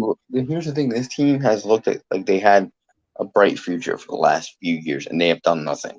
It's to say, and that's a very good point too. Like I said, the Phoenix Coyotes suck. I'm sorry, the Arizona Coyotes suck. Should not be there in the first place. First of all, there should be no hockey team out. But I like Keegan Murray. I think Keegan Murray is going to be the. Well, I think you will be shocked, Rob, because in the South, people tend to actually like hockey down there in the South. Yeah, but if you're not, because the Arizona Coyotes have been bad for years. I mean, if you're a bad team, that you're not going to care about them. Yeah, because in Arizona, they only care about is the Cardinals. Oh, that's bad. Almost. The Coyotes are literally so trash. They're playing a 5,500. Not even 600. Get them out of Arizona. They can't even fill an arena. Like, you have these other teams that know actually how to fill out arenas, but the Arizona Coyotes. That's bad. If you're really to think, it's very sad. That's like, it's sad enough that you had. Let's be real. It's sad enough that you had the Diamondbacks, even though as bad as they are, they still sell out games more than the Coyotes. Think that's bad enough. Not just the Cardinals and the Suns. It's the Cardinals, the Diamondbacks, and the Suns is what they care about in Arizona. Even though the Diamondbacks, it gives me Vietnam flashbacks just thinking about it, but that's besides the point. But it's just. Yeah, you're not wrong, Finesse. You really are not wrong, because the Suns are going to be good, but I don't think they're going to be as winning like 60+ games. Like, that's the thing. I feel like they should move to Houston or what? Quebec City. That's in Canada. I know where Quebec is, bro. I mean, you already. Let's see. You got the Toronto Maple Leafs. That's been good lord. If you talk about it, consistent first round exits, that's the Toronto Maple Leafs. God, that's the thing. If you're a Maple Leafs fan, how do you fucking put up with that for the last how many years? You also got the Montreal Canadiens. Who else is over there? Who else? Where are the Canadians? They got Vancouver over there. Oh, the Canucks. What the fuck is a Canuck? Yeah. Now that's what fucking still bothers me. What the fuck is a Canuck? What is that? That's I forgot about the Winnipeg Jets. Thank you for that. Yeah, the Winnipeg Jets. They're going to be an interesting team to watch too. Yeah. I would definitely say move the Coyotes to Canada, because let's be real, hockey is Canada's pretty much the home. It's pretty much hockey. That's pretty much their mainstay is hockey. I'm gonna look this up for you, Rob. To answer your question. What is a Canuck? That still drives me nuts. What the fuck is a Canuck? It's oh God, what is it? Hang on, let me. Canuck. Oh, wait a minute. So, wow, my guy, you know what a Canuck is? Oh, damn. I looked at it. They're really picking on the U.S. for using it as a derogatory term by making it a sports team. What? That's what that is. That's the word. That is exactly what it's a U.S. derogatory term. Oh, that makes sense. So they're digging at us. It's basically a derogatory term for a Canadian. I never knew that. We Let's use be it. real. We basically use it like the N-word over here, apparently, and they're teasing us. Like that's the thing too. It's just like I don't know. Like it's just like teams nowadays. Like let's be real. Like the fact that I know we're kind of being off the beaten path, but I mean, shit. It's good for the viewers to kind of talk more about sports since we did kind of talk about we did finish talk about more of the Philly stuff, anyways. But it's just like I mean, I would like to see Las Vegas get a baseball team. That's for sure. I mean, for me, first of all, another team that should get out of should at least move, and that's the Oakland A's. Let's be real. The Oakland A's have not been relevant. Since what? No, I don't think the Commanders should move. I think the Commanders just need a new stadium. Which I don't think that's going to happen. Because not until Dan Snyder gets caught for being a pervert. Well, not to mention the fact that he has quote unquote dirt on the NFL owners, which I know that's going to be. I smell bullshit from a mile away, and that's going to. It's a pile of it. But let's say if he does, pile of it. Yeah, it's like this high. That's how big the pile is. I hope so, because let's be real, Oakland does not just because Oakland is just. I really want to say they're in a bad sports town because, like I said, I can't say for sure, but the A's do need to get out of Oakland. Kind of like how I don't think Oakland is a bad sports town. It's just that where they're at, they don't have a lot of money. Like you had this dual use stadium in. Oh my god! I don't know if you didn't see some of their games. They barely even bring in like more than less than 5,000 people to their games for most of the year. That is why do you think you're a small market team, huh? Why? You can't even sell out your team. And that is true. That's the times. Yeah, they're absolutely poor. And the Oakland. I mean, I've heard people say that O.co is an absolute shit, a shit of a field. Because like dual use stadiums are no longer in use, but the fact that O.co has been still around is beyond me. Because for me, I feel like because for me, I feel like their biggest relevancy was like the early 2000s during like the quote unquote Moneyball era, if that makes sense. Yep. But ever since after that, yeah, the Warriors did move to San Francisco. Which crazy enough, like I forgot even the Warriors wasn't even playing in Oakland. Let's be real, I didn't even know that. So that's new to me. I mean, it doesn't really matter because they can move anywhere, literally anywhere. And they're just going to be so good. No, it's not just that. It's that the name you can literally put them anywhere in California because they're just known as Golden State Warriors. Yeah. But it's just crazy. Like it's like because I feel like Las Vegas. I know there's Vegas. They would give the Athletics a lot more money. Oh yeah, and first of all, that's also tax free, which also can really benefit a lot of.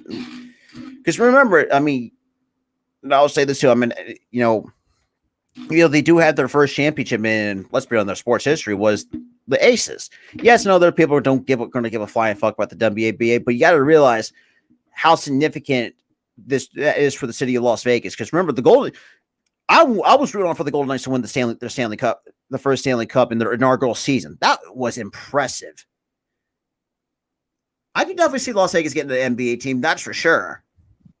Which that is actually really pretty interesting to think about. Do you know who needs to have an NBA team again? Oh, trust me, I do watch the Savannah Bananas. That is a crazy goddamn team, right? They're basically the Harlem Globetrotters of baseball. Oh God, their TikToks are fucking wild.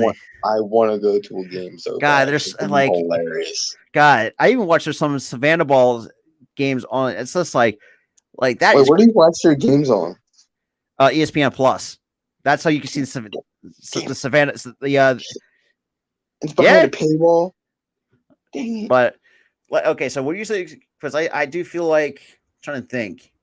I could say Las Vegas could use an NBA team because I feel like Las Vegas has shown even though the shit going on with the Raiders, but that's besides the point.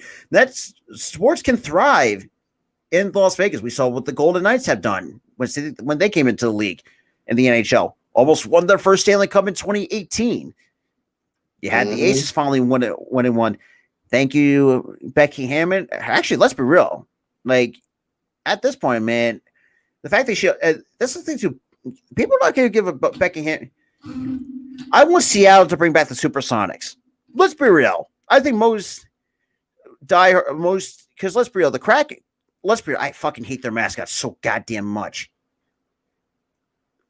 I swear to God. Hang on. I want to show you what the Kraken's mascot looks like. Because this is where this is going to drive me fucking nuts.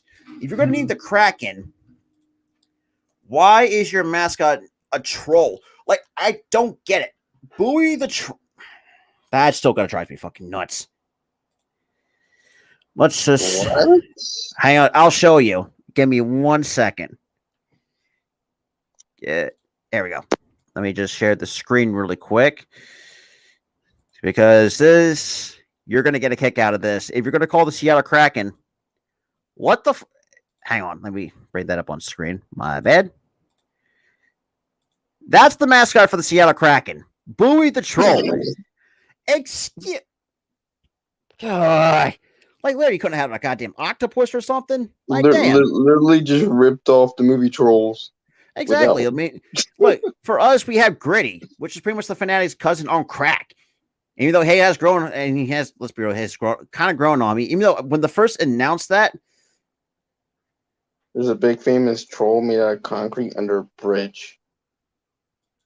It's kind of like a giant octopus.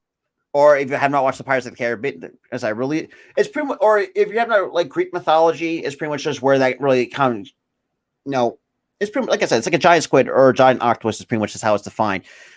See, I've never been to Seattle, but I do want to try to visit it because I know I know it rains a lot over there in Seattle. I know that for a fact. Yeah, I've heard it's rain. How the hell do you deal with that on the Pacific North?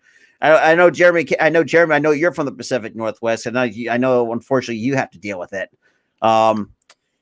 It's just crazy too. Like Gritty. See, my thing is just like looking at. Oh God. Hang on, this time you're gonna. I looked at because you and I remember hip hop from the Sixers, but you had back in the 1980s they had another mascot called Big Shot. A lot of people don't remember that mascot because I know, like I said, it's been we're like the younger Sixers fans. Says this is going to be. Hang on, if I can spell this right, because you're going to get a kick out of. Because this is looking like a Muppet gone wrong. Is basically what I would describe. Big Shot from the Philadelphia 76ers. Let's see, bring this up. Bada bing. What on earth is that? I showed Key this. It's like, what the hell is this? Like I said, this is a Muppet gone wrong. Like, are you serious? And hip hop. Oh God, this is even worse. Look at this shit. They have a Big Shot and Grady next to each other.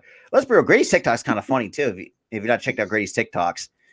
Listen, Grady's cuter than whatever that monstrosity is. So this is our current mascots. You got the Fanatic. Let's be real. Probably one of the best mascots in Major League Baseball. Got Gritty, so like I said, still kind of growing on me. Even though shout out to the Flyers actually winning open night shockingly over the New Jersey. Shout out to Gritty showing up on a WWE show. Oh, that too. That's funny. Franklin, you got Swoop. I don't know who the Union's mascot is, but I think I like the Union's mascot though. It's starting to grow on me. But yeah, that. yeah. I was talking to Key too. It's just like and then the Flyers mascot showed up and kicked him while he was down. I was like, damn, it was so funny. I was like, dang, man. I'm thinking to myself, like, what's next? It's like, what are we missing? I mean, I wish we could have seen Swoop. We could have seen Franklin, the Fanatic, kick the crap out of the Miz. I'm telling you, it's going to happen at WrestleMania 40. In I can't wait because that shit's gonna be fucking funny. I don't care what anybody said. That's gonna be funny. All the mascots when you show up, they're gonna kick the crap out of me. It's like Oh damn! But yeah, but I don't know. Like, I don't see the Minnesota Timberwolves moving out of Minnesota because they've been pretty decent. They've been really good. They've been kind of But good. I will. They have been, but I will nitpick. They did overpay for Rudy Gobert. That's only been more. I mean, yes, no, he's no as a rim protector. I know, know that me and Key don't like him. We call him the French fry for a reason. I like don't like that's Key. Key coined the term French fry because, and you know, I mean, but I mean, that's weird though. I mean, there look, was rumors about them moving out of what? Out of Minnesota. No, they're not doing that. Because for me, I don't really see that happening because Minnesota, for me, I don't really see them as a big market, but they're like kind of that right in the middle. They got at least because you got the Twin Cities. I mean, you got St. Paul and Minneapolis. Good Lord, I'm sorry. I hate I have to remember that. Like we know how the Twins are good. Well, not this year, but the Twins actually be somewhat successful in the Twin Cities. The Vikings, surprisingly, actually like with the average quarterback in Kirk Cousins, though, I'm going to give them a bet. Give the Vikings their flowers though for a really good start though. Really good start to the season at 4-1. Really good start. And there's some teams that, especially in the NFL, have really taken by surprise. Like we've seen the Falcons that are 2-3. Let's be, I thought they were going to be a lot of. I thought the Falcons were going to be 0-5 because this is how bad they truly were. The D-line was absolute garbage. Marcus Mariota has not lived up to the quarterback that the Tennessee Titans wanted him to be. New York does have a lot of teams, but you do have a couple in New Jersey. They don't have a football team in New York. They're all in Jersey. And that's kind of like the biggest story. I saw that was like the biggest thing. Like I don't know what that was, like a stupid ass lawsuit because of that between the Jets and the Giants. Is like, what the fuck? It doesn't make sense for me. But yes, I kind of get it, even though it's in Jersey, but they're in North Jersey towards the New York area, which at times it does make a little bit of sense. But they're still not New York. They're in Jersey. Exactly. That's what I'm saying. That's what you should really say, that they're the New Jersey Giants.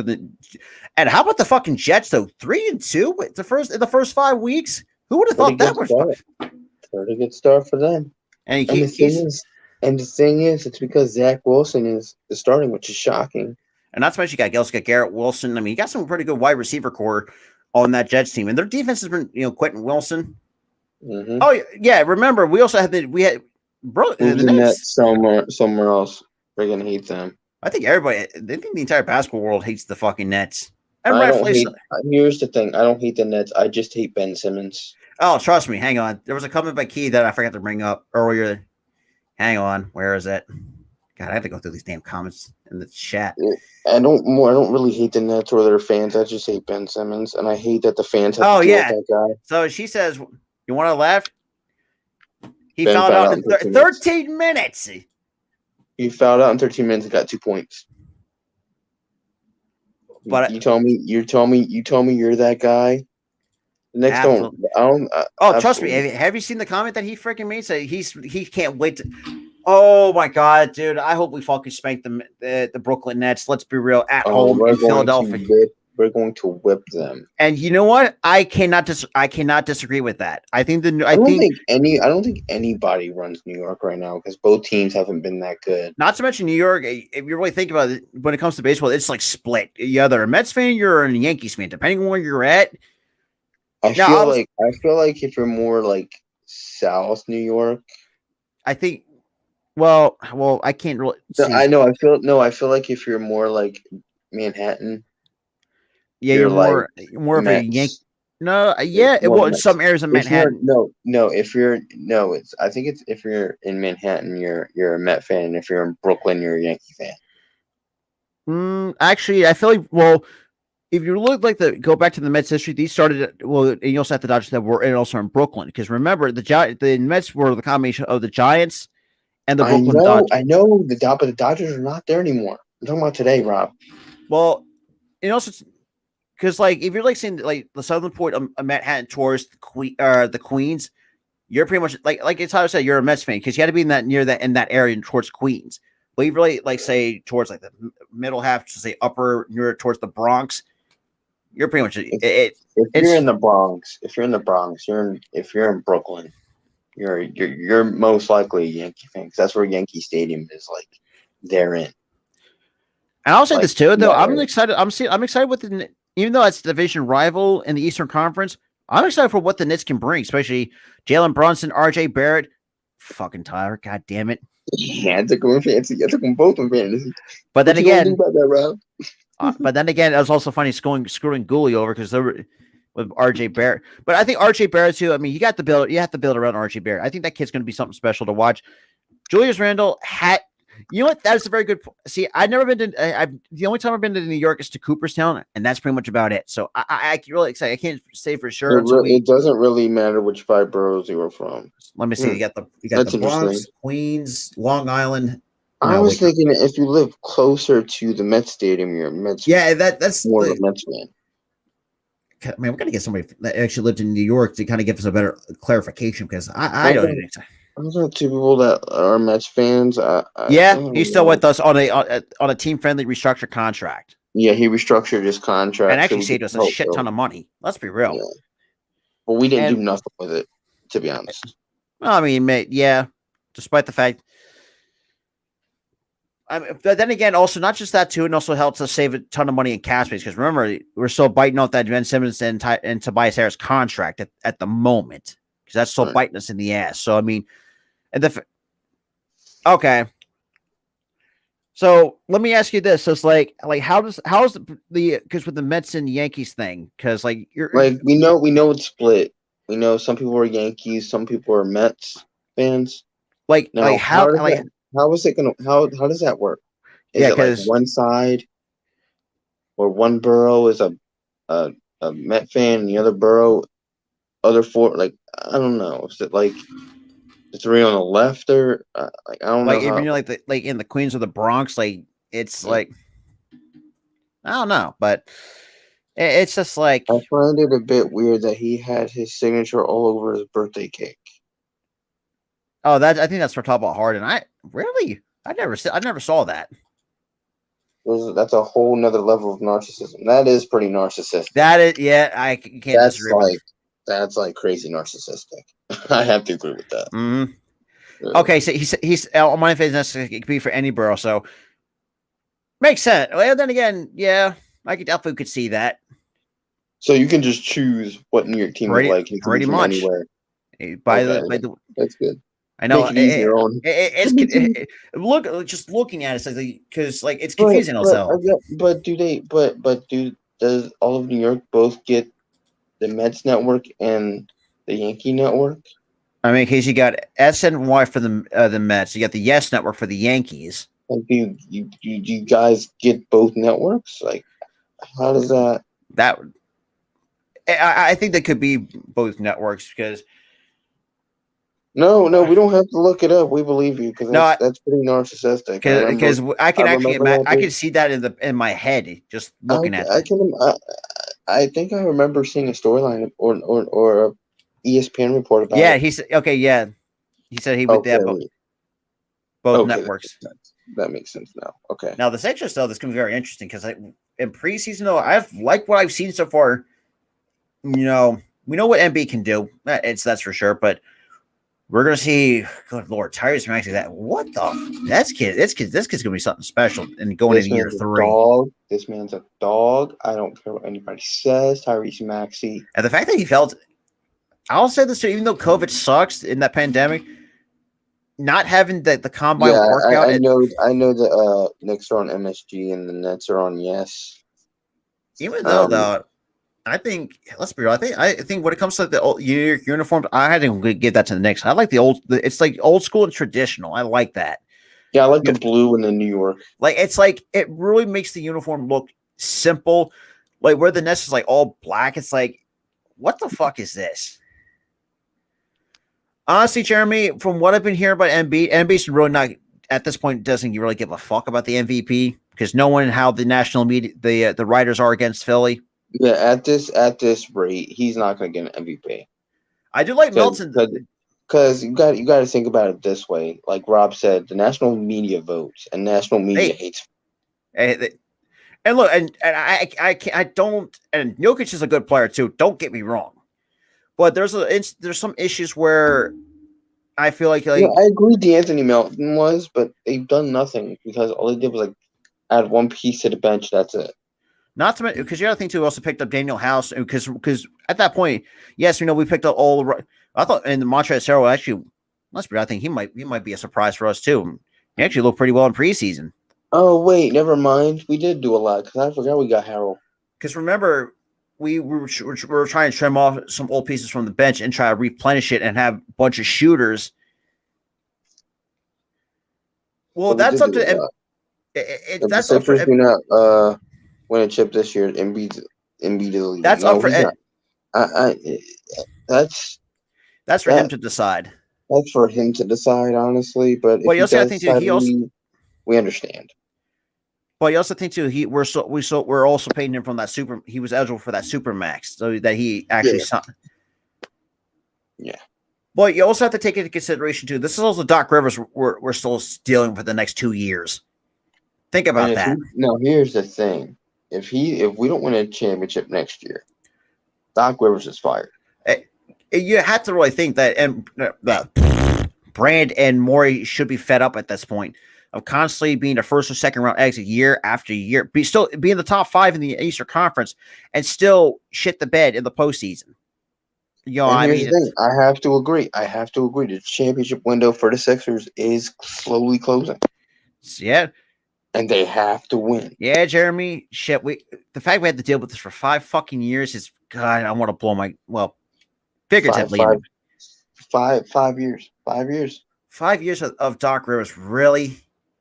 At this point, I'm thinking to myself, like, can I get Larry Brown on the phone and just ring him out, get him out of retirement for the love of God? Oh God, what does Doc Rivers say about now? Guy, look. I'm laughing at his Twitter debacle, by the way. Oh, jeez. He's probably talking crap about something. Whatever it is, his response. Look up, go on Twitter.com. I got to see this.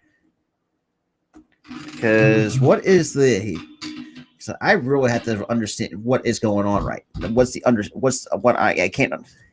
We've got to see this whole debacle because I have no idea what's going on. Yeah, this is. Let me see. Let me see.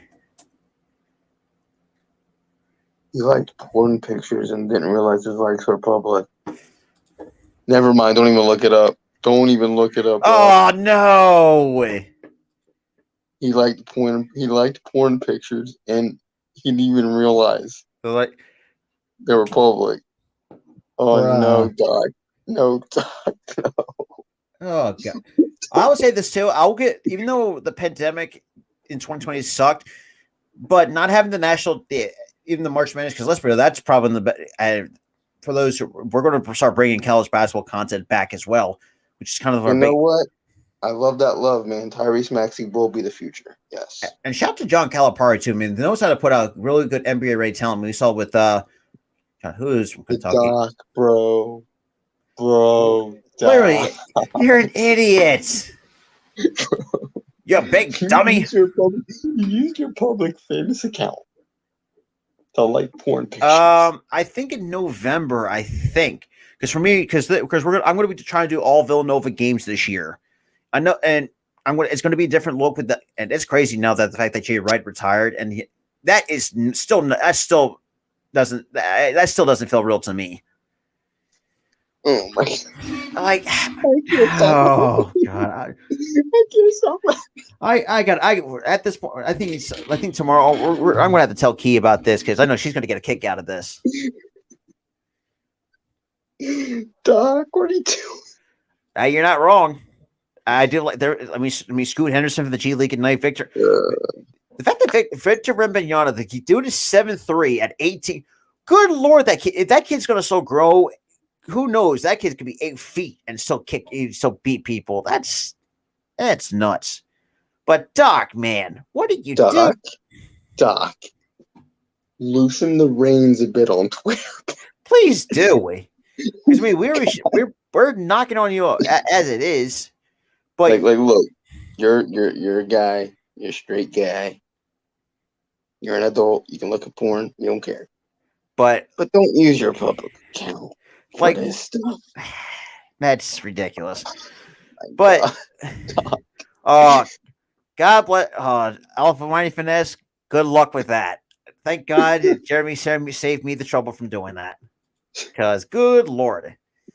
Dude, we were going to look it up, and then he said it. I'm like, don't look it up. Don't look it up. But yeah, I mean, because he mentioned porn pictures. No telling if our channel will get completely deleted if we show. Well, the fact that we don't because it can't even get deleted. Number one, because we don't have any copyright strikes. But not copyright strikes. We're showing porn pictures, bro, on here. That will get us immediately banned. It will get us. Well, not too, but it'll get us immediately banned. It happened before the other channels. But here's the thing.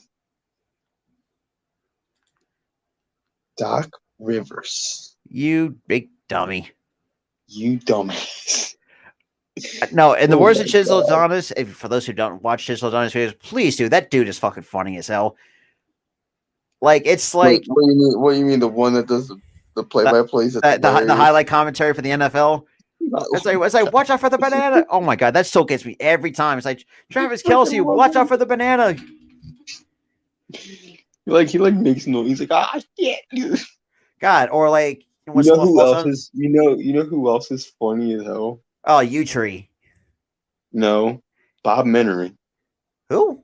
Oh my God, that dude's hilarious. I liked his call when the guy kicked the Dolphins kicked the ball and it hit the guy in the butt.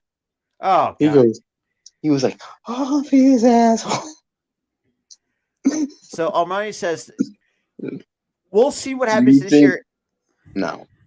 I won't say not yet, but if it goes south this year, at that point, blow it up. If it goes south, then you blow it up. Blow it up. Trade LeBron. Well, that and dump off Russell Westbrook too. That dude has really not done much to. Well, you guys think because remember too, LeBron's going to be there for 2 years. He signed that 2-year extension. Yeah, but still, he could opt if he wanted to get off the team. That too, but I think too when he actually has one Laker game because AD can't stay freaking healthy. Westbrook, we know exactly where he's. Exactly, that's what I'm saying, and that's where that goes to my next thing. He doesn't even play all the time. Not just that, where his mindset's not even in the game of basketball at this point of his career. Because the reason why he's injured all the time because of poor conditioning. And we saw with him when you looked at the time in New Orleans, the dude was just, and we all know that he's been injury prone since his days in New Orleans. We know because of poor conditioning. And I mean, we're seeing guys that used to live the Lakers and this is the problem that I have with the Lakers at times. And now I know Lakers fans don't get salty, but we're just seeing this logically. Y'all don't develop your young talent. Look at Lonzo. Yes, I know the dude can't stay healthy, but when he went to New Orleans, like he just turned into a whole different player. Alex Caruso, how would you let that man walk? Like that's so dumb. Here's the thing. Kyle Kuzma went off. Do you want to know why they won that championship in 2020? Yes, they had LeBron. They had AD. But you know who their supporting cast were? A bunch of young, flourishing talent.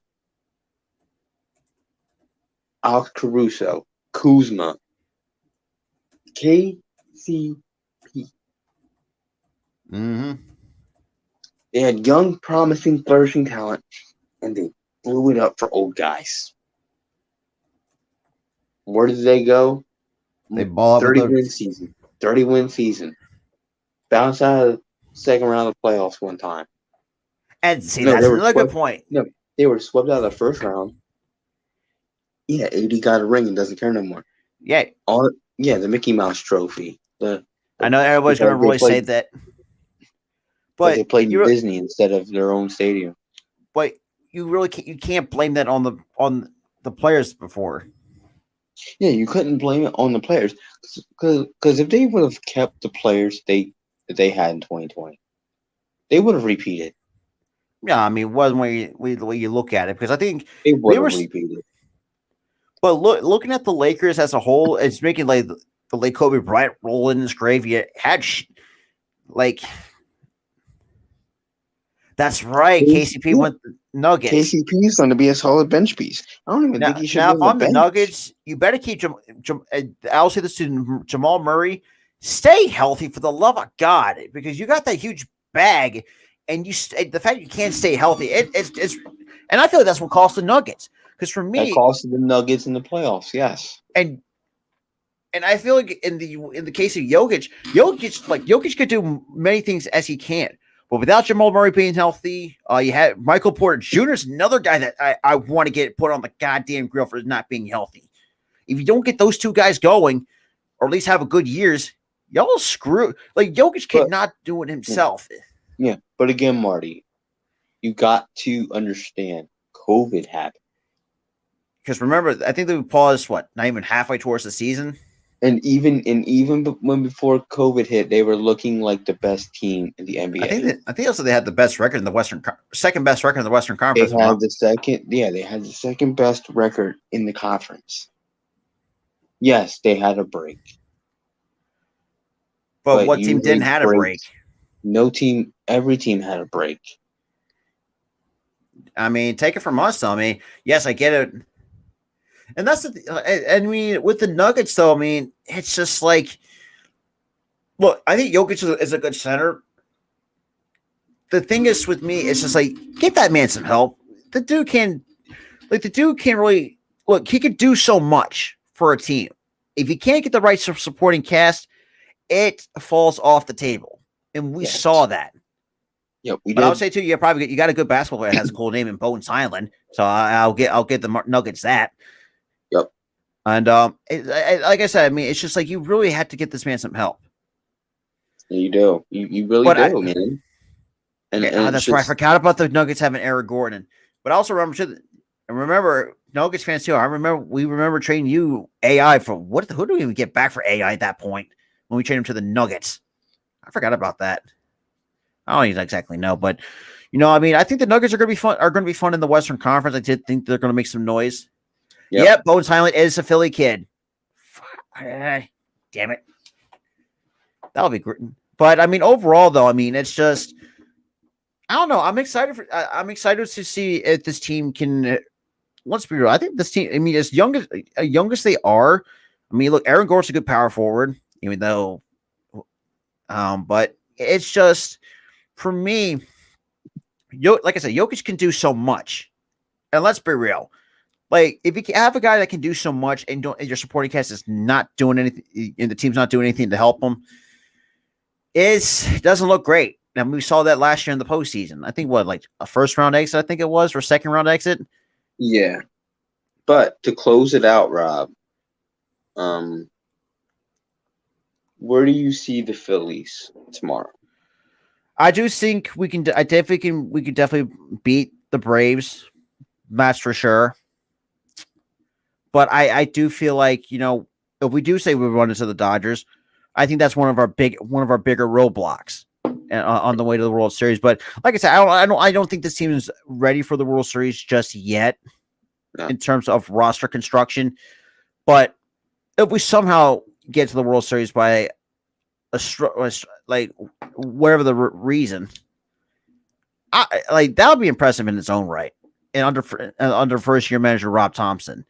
But like I said, I mean, with the way that this roster is constructed, like I said, even though you say we don't have some holes, but I do feel like we could add some depth.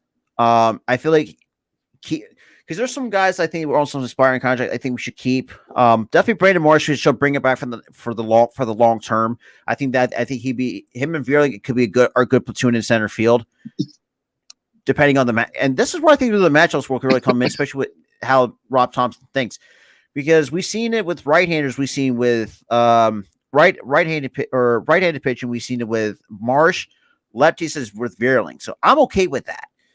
I mean, and now with Harper, I think he might be getting UCL surgery, but if he can get that fully healthy, I was expect to see him back in right field. So that's going to be real. That's going to be a huge boost for us defensively. Mundo Sosa. Now, you two play nice in the comments. I will do. I will say. Well, I will. Well, I think. Well, I think hopefully we'll get to the to our. But Sosa, I think should stay, and that's another guy that like that. And I don't know if we even talked about this. This is another guy that Dombrowski took a chance on. Yes, he's more better with his glove, but offensively, from what they saw, like he had almost hit 300 with so far in this short time with the Phils. Yeah, because they've used him as a bench piece, which is smart. And that'll be great though. He'd be a young bench piece. Like if you like say if you need to get Bowman a day off his feet or move him to first, like say if you do say give like say Hoskins the day off or have Bowman first, we've seen that, and we have won games with that kind of combination, so it does work. If I'm Dombrowski looking going forward, say we do say get knocked out of the postseason, try get cut some guys, try cut your losses with Gibson, cut your losses with Thor because Thor. Looking at during this time with the Mets, I thought he was like the one of the best. Unfortunately, just like I said, the Tommy John kind of really just took him out of it, and he was terrible. He was terrible for the Angels. He was terrible. It's just since that, and then then we got him. He was decent his first start, and then he was just terrible ever since. Hopefully, he's good tomorrow. But if he, is the same old. But remember, I think too that. I think that statistically, I think he pitches well. I mean, we actually, when it comes to the home starts, we won his starts at home, if I'm not mistaken, statistically, which has. Yeah, but then again, he was always giving up runs still. Yeah, that is and we true. narrowly beat these teams. Yeah, that is true. But other than that, though, it's just like. But then again, yeah, I mean, even the all seasons too, which actually be this entire stream in its entirety, because I think there's a lot of things we could. Because I think we could definitely see. Let's say we do get knocked out. Let's say like I said, cut your losses with Gibson, with Thor. How about improve the bench a little bit? I think try to add some more bench depth on there because I think that's been. Improve some bench pieces. Get a fourth and fifth starter. We also got to think too. All funny finesse. There's a lot of factors that played into the Cardinals choking in Game 1 of the wild card. Number one, it was their bullpen. Not just that, you had two fielders whiffing on ground balls that were easy ground balls to make. That was another reasons why.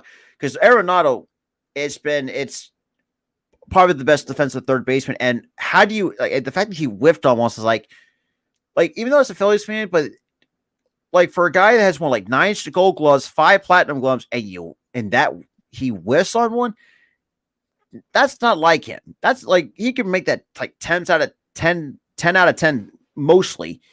Now Donovan I think Tommy Emmett might be playing second. It's been like like Tyler said, it's the bullpen, especially with Ryan Helsley. The Phillies, especially with this, with their MO now is, they're working counts. They're actually will get into the pit, and they're getting to the bullpen a lot early from what we've seen. And that's the same thing with tonight too. It was because their starter wasn't that good tonight. He was playing hurt, and then their bullpen was giving up some. Hits too and some runs. But seeing Harper hit a home run in the postseason at home. Good Lord, that was fun to watch. But well, these two were still going at it in the comments. Trust me, Tyler, I've seen worse in the comments, especially on the wrestling shows. So this is nothing new. But overall, though, I do see. I think we're definitely going to fall short in the championship series. But if we do somehow find a way and fight in the championship series and go to the World Series. I'll be even happy. I'm very happy. Here's where I will want to lose, either the championship series or the World Series. Either way, It's we so lose either series, I'll be okay with that because we can grow further than that. oh yeah. And we can build off of that, which is great.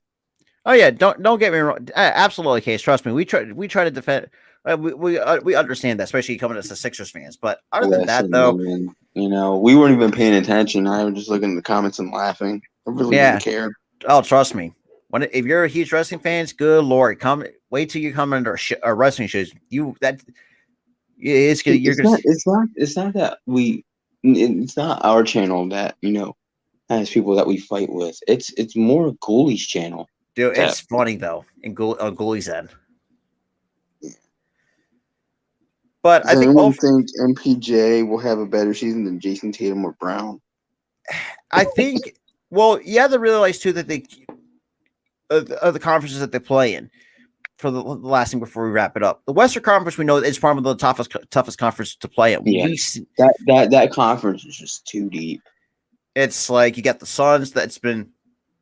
They might take a little bit of a step back in terms of win total, but I think they're still going to be in the top 5 in the Western Conference because we know that that's still going to be run by the Golden State Warriors. And and yes, that does play a factor. MPJ needs to stay healthy. That's always the biggest key issue. And say with Jamal Murray, if he the two players that are going to be really key for you guys and your success, MPJ and Murray, because they have to ball out. They have to help out Jokic because for a guy that's won back-to-back MVPs and you cannot help him. He just came off the third back surgery. Oh, the back surgery. Yeah, that's gonna hurt you guys. Then. Oof, that's yeah, gonna hurt you. And in terms of, I think, but next year, this is where it's going to really begin. MPJ needs to stay healthy. Like Murray needs to stay healthy. Like at least try to ask him because I think you guys have the, and that's good. I could definitely see. You know what? I could get behind that. For a Philly kid, can have a I could definitely get. I could definitely get behind that. And I dropped this guy in fantasy.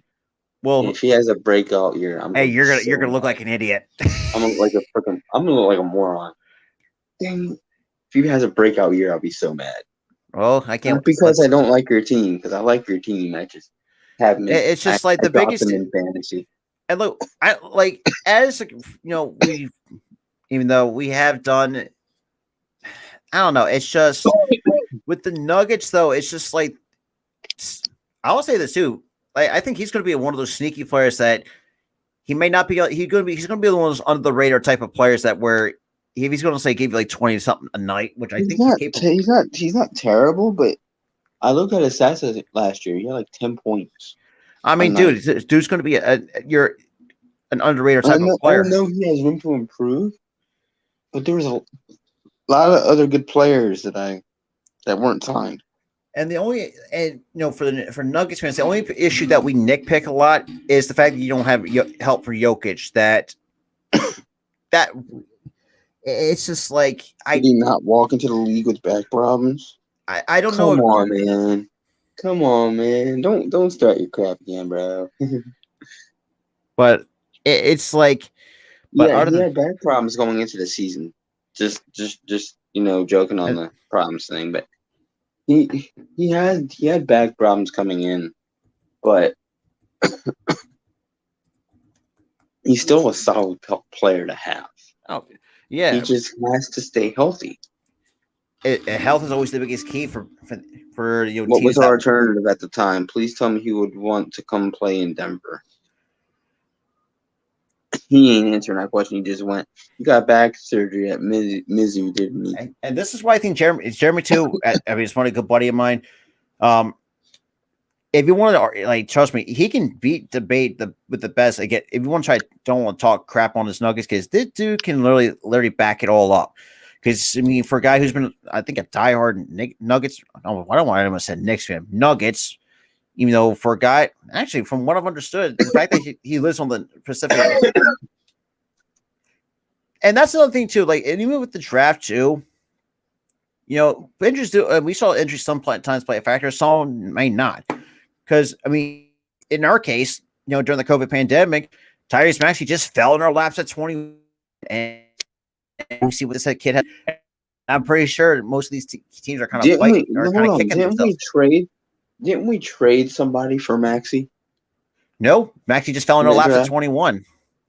Oh, okay. Because if the pandemic and happened, he was a projected top 10 pick, but he fell to 21. Oh yeah, that was the pandemic draft. That's right. Yeah, because there was no March Madness tournament, which. Oh yeah, because we covered that draft. That's right. Yeah, and that, and the fact that. Oh, that's right. We were one ahead of the. Well, we were going to draft Maxey, but y'all took That's him. right. Oh man.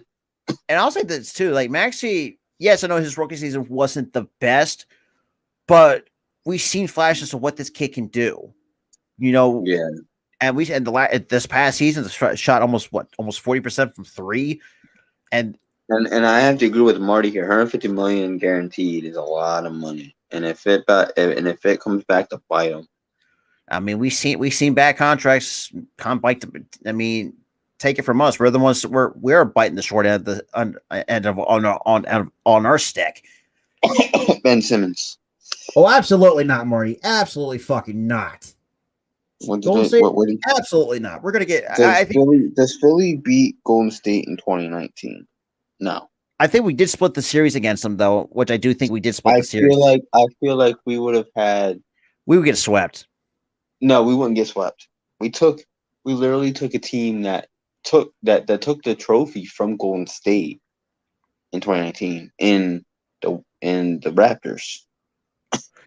No. If we won, I feel like we would have actually taken them the distance. We probably would have lost in Game 7. Yeah, I mean that Game 7 against the Raptors, that was some lucky shit, and I'm still not over it to this very day. None of us Sixers fans are still over that, because at one point, in one angle, it looked like he kind of walked with it, and this is where I feel like a lot of times too, like it's just. Here's the thing with Golden State, though. Here's the thing with that shot, Rob.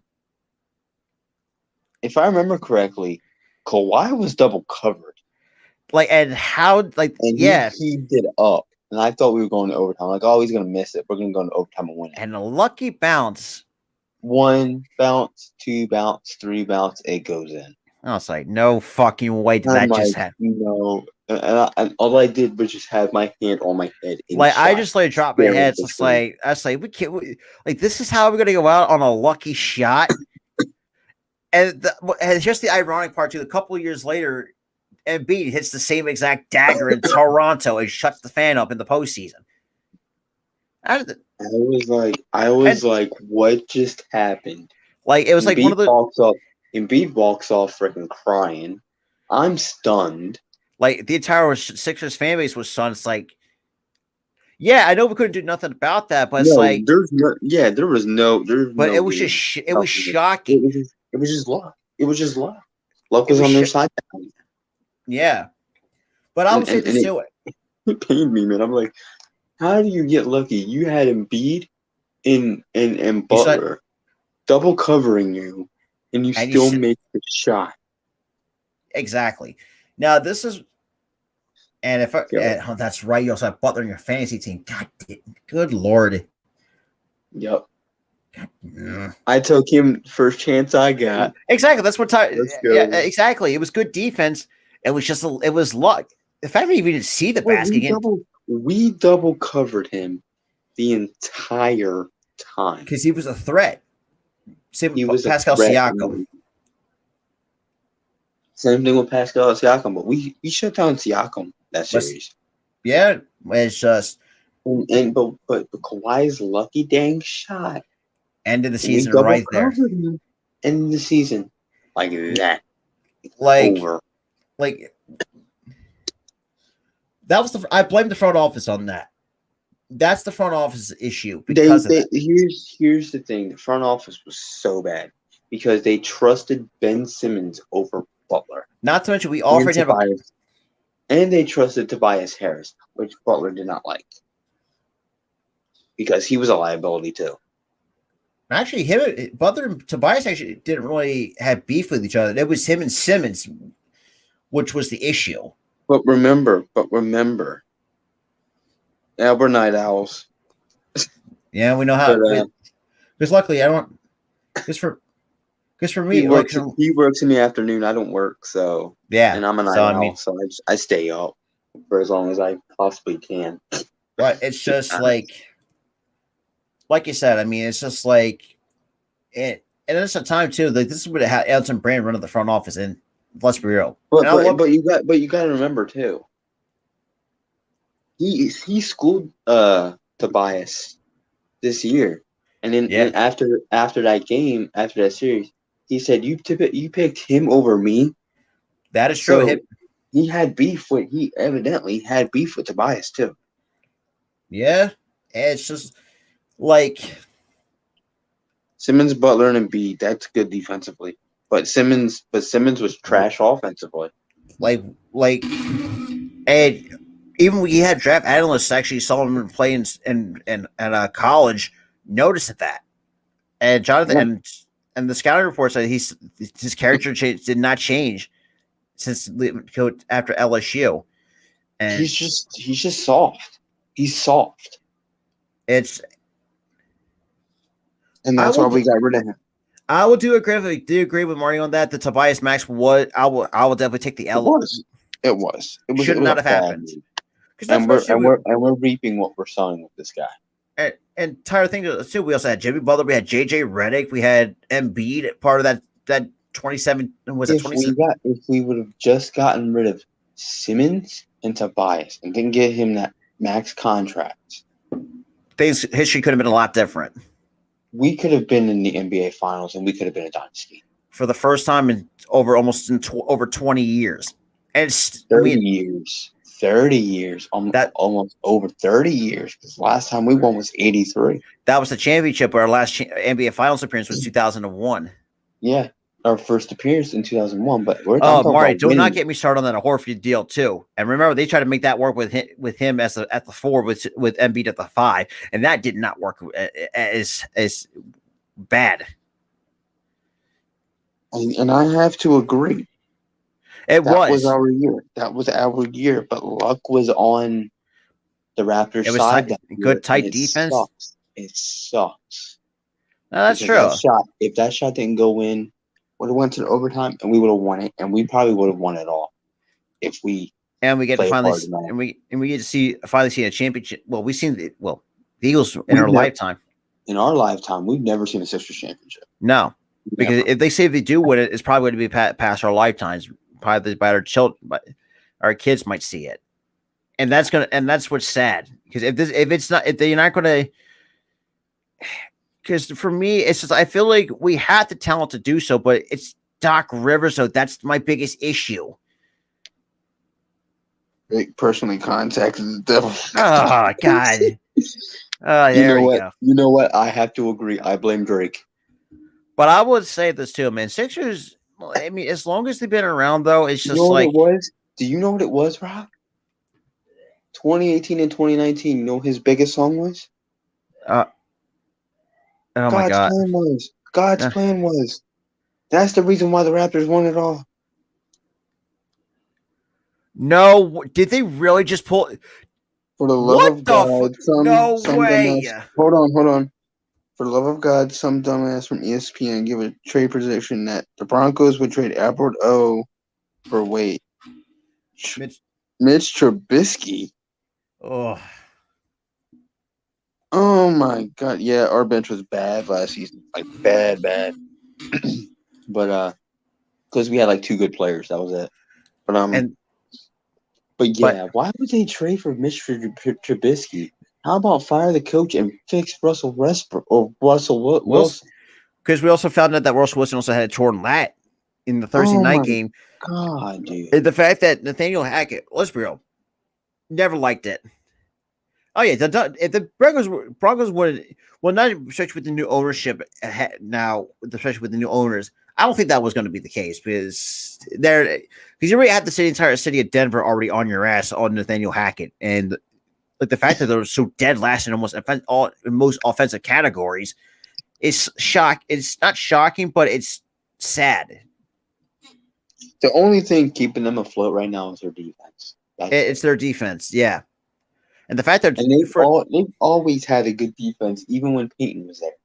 I will say this too: this team should have been 4-1 at best so far in the first 5 weeks, but this team should be at least 4-1 or 5-0. But you know what they are? They are 2-3, and they're just ugh.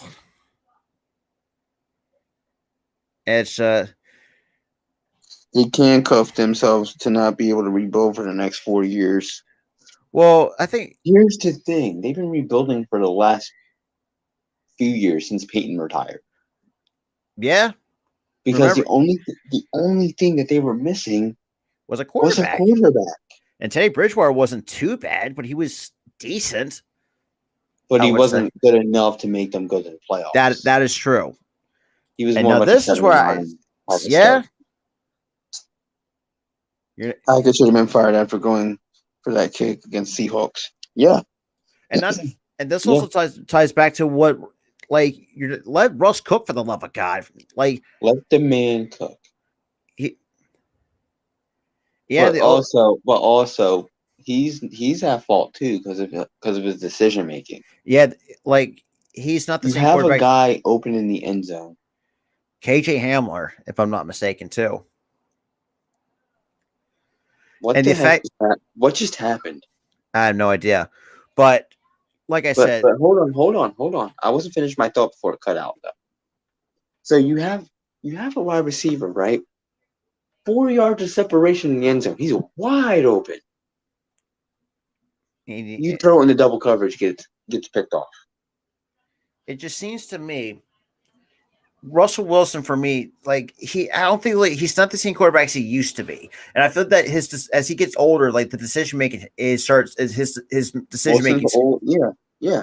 Wilson's old legs are getting exposed by poor edge pass pro. Yeah, but here's the thing though. For offensive line isn't all that. It's not great. It's not the greatest at all. Because you really think about but I'm not talking about his legs. I'm talking about his arm and his mind. Like, it's not there. His decision making is just not good at all. And they had the game won. If they threw it to the wide open guy, the tight end. And I think it was a tight end. Was it a tight end or a receiver? No, KJ Hamler is one of their other receivers because they threw it. The tight end was in double coverage. You had the Hamler. You had Hamler open. You threw it to a tight end that was double covered and that's another good point too. They set themselves back when it comes to get because they gave a shit ton for Russell Wilson. They gave up Drew Lock, a lot of picks, Noah Fant, and Noah Fant. First of all, they gave up two picks that were in the next 2 drafts. So Seahawks pretty much won that trade at that. If you be realistically looking at it. Yeah, realistically, if you're looking at it, they won the trade.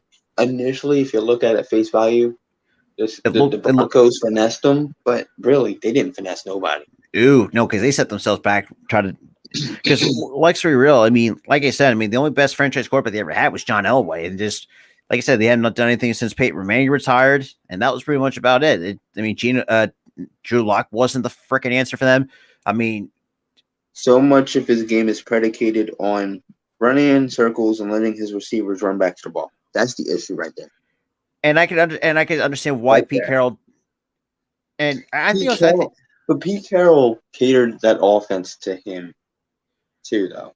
But here's the thing: they basically run the same offense as the Seahawks did.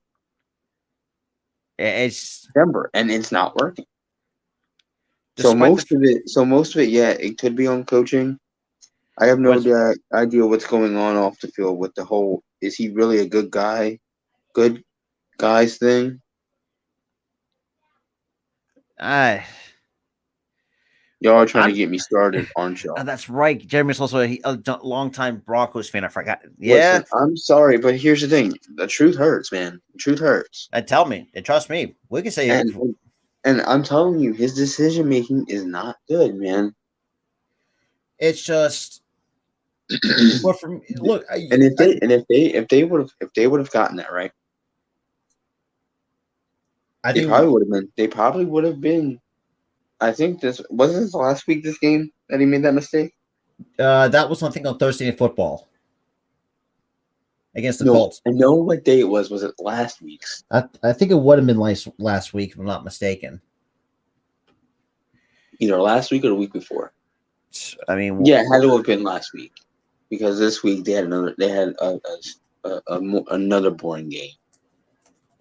But you had Noah Fant open. Well, not Noah Fant. You had what's his name again? Drew Lock. No, the wide receiver that KJ Hamler. You had KJ Hamler open. Oh, not to mention it was on the 4th and 1. 4th and 1. Oh God. And you missed. Remember, God, 4th and 1 is never Russell Wilson's best friend. We know it. Name me the last franchise that went under and knew everything and it worked the first year. Oh, that's a very good question. Name me somebody who gets a franchise quarterback and it doesn't immediately save their season. Like, honestly, I do feel for Broncos fans though. I mean, it's just like, because remember we were the same. I wouldn't say. Well, then again, we were kind of the same. Not say the similar spot, but in terms of, if y'all would have got somebody like, say, Teddy Bridgewater, like you did, or somebody who was like, I don't know, a Case Keenum, then I would say that it's not going to work. Because I mean, but and I will say this team is so stacked defensively. They got pretty good receivers who can get open.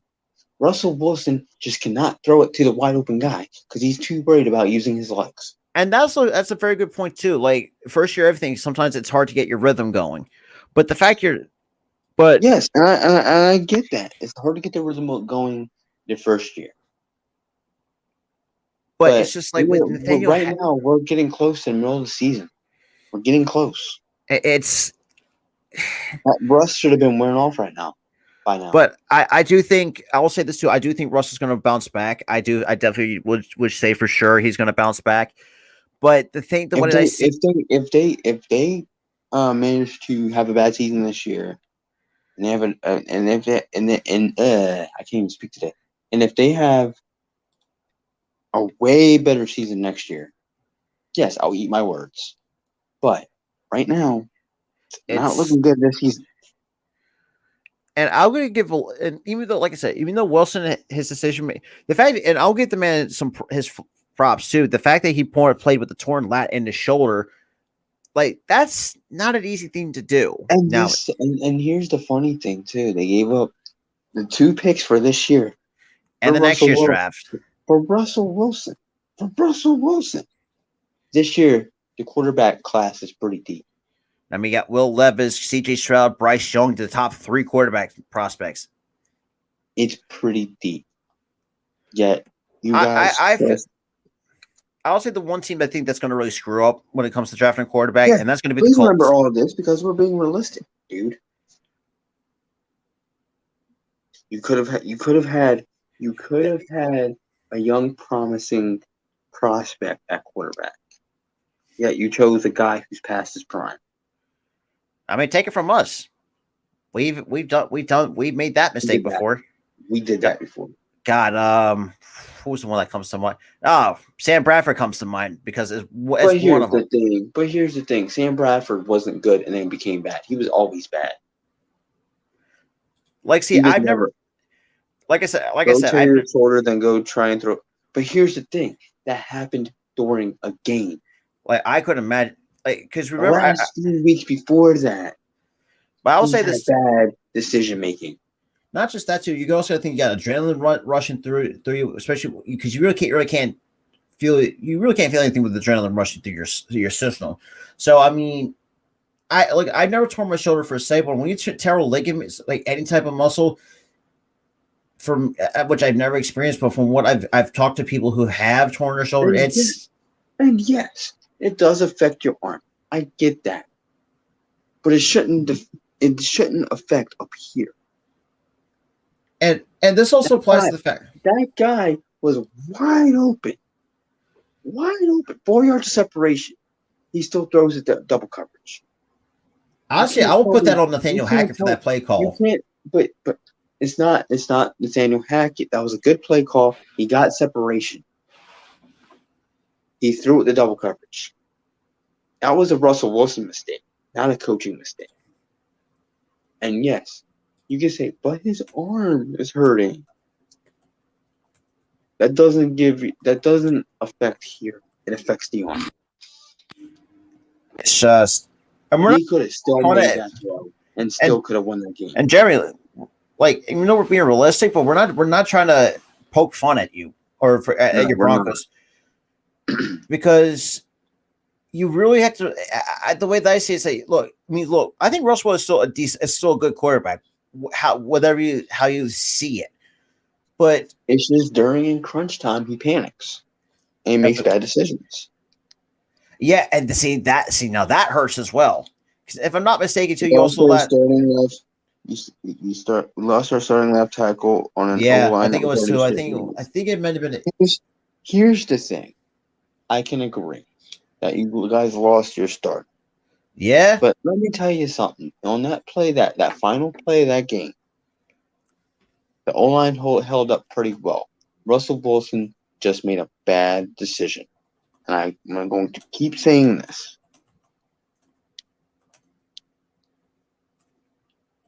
What the hell is Russ to do? That O-line plus old quarterback equals a bad time. Yes, I get that.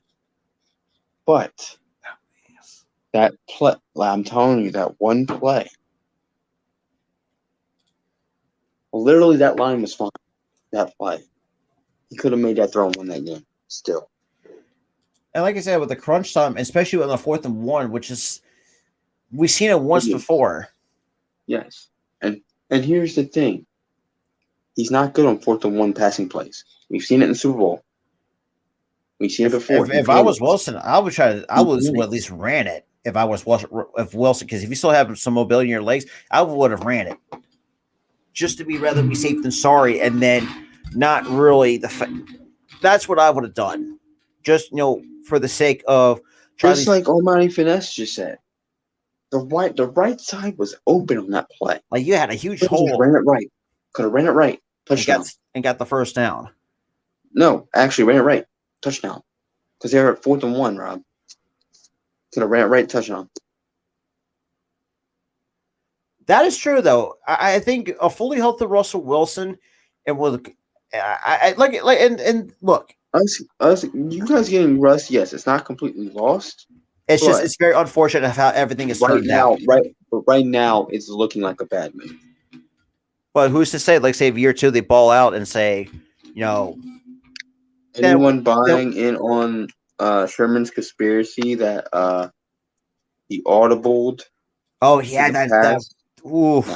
No, no. Shanahan, I will say this too. He should have handed out to Lynch. Should have done that. He didn't. He did not audible. If he audibled, you would see moving parts. You would see the running back move, or a lineman move, or a receiver move for a pass. Did you see that? No.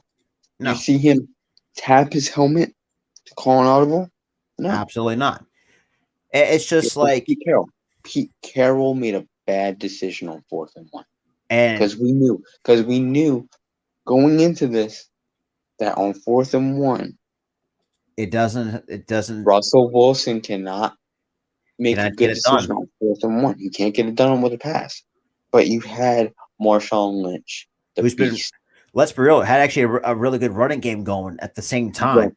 The beast. Yeah, beast mode, man. In the backfield, and you don't use him on 4th and 1.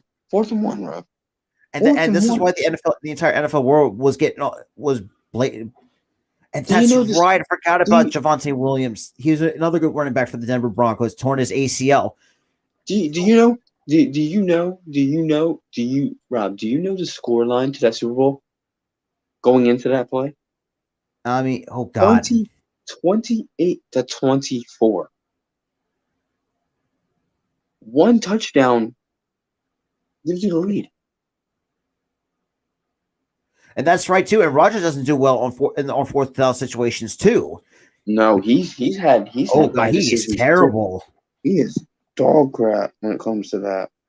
And remember too, because remember if especially at Lambeau too, which we've seen in years past, like that has cost the Packers an opportunity Yeah, to get like Marty just said, Russ goes blind as soon as he gets inside the 20 for some reason. Every time. like it's if it's in the red zone, like he completely just shuts off, and that's It's just like his brain shuts off. He can't make a decision. So like he throws it to the closest guy, and like the closest guy in this game was double covered. yeah. But see, for me, this is why a lot of times too, it's just I hate how players panic so quickly depending on the situation. No matter if you're a good player, bad player, there's no need to panic. Well, then again, if it's like save it less, like you still have time in the fourth, why panic? You know, that's what we're saying. Like, why panic? I forgot how much time was on the play clock when that play happened on Thursday night. I think I didn't. Dante did the game because, good lord, I wasn't gonna watch that game. I'm not even gonna watch Thursday night football. Period. I might just like not even use Amazon for football. Well, year. I mean, the next Thursday night football game, you got the Cardinals and the Saints, where that should not be too bad. Oh, it's gonna be bad. Well, then again, the Cardinals are just having a shit luck with the injuries, though, because they don't have James Conner. The thing. It's going to be bad because you have two bad quarterbacks. Sure. Kyler Murray isn't all that. And I mean, Andy Dalton's not bad, but he can't be. He's meh. Like he's in that Kirk Cousins tier of quarterbacks. He's mid tier. Like he's not. But he good. can still get. Bad, but... I mean, he can still get the job done. I mean, it's just like. Honestly, Jeremy, we do feel your pain though. I'm definitely done with the Broncos this year, and that's right. He's also a huge Colorado Avalanche Monday night. I will say, dude, their championship rings are fucking clean. Those are clean championship rings by the Colorado Avalanche. Yeah, and Jeremy too. I mean, yes, even though as Eagles fans, we do feel your pain. We really do. We've been through some bad years. Oh God, bad years. We went 4-11-1. We went 4-12 in earlier in the almost mid 2000s. Multiple 7-9 seasons. Missed the playoffs. Like it's been bad. So we've seen a regression of a franchise quarterback really quickly. And it's been bad. It's been, and all this has happened post our Super Bowl. Yeah. Except for the 7-9 seasons, that was pretty bad. Oh, Mari, don't get me started on Nnamdi Asomugha. Good Lord, that was just horrible. Here's the thing: Nnamdi just did not fit the team. Scheme wise, I think he was for what zone, if I'm not mistaken. He was more zone. We were using him as 4-3. Yeah, part of that man. Oh, he's not a man guy. He's a zone guy. He would have definitely fit our scheme. And don't get me started on Vince Young either. That was not great either. Vince Young was just so bad. If I'm not mistaken, Here's the thing. We had a good thing going early in the season, and then Vic got hurt. Yeah, and then we had to deal with Vince Young, and it just went south. If I'm not mistaken, we finished 7-9 that year. If I'm not mistaken, I think we started season 0 whatever. I forgot. I think we were like 8-0 or something. I forgot.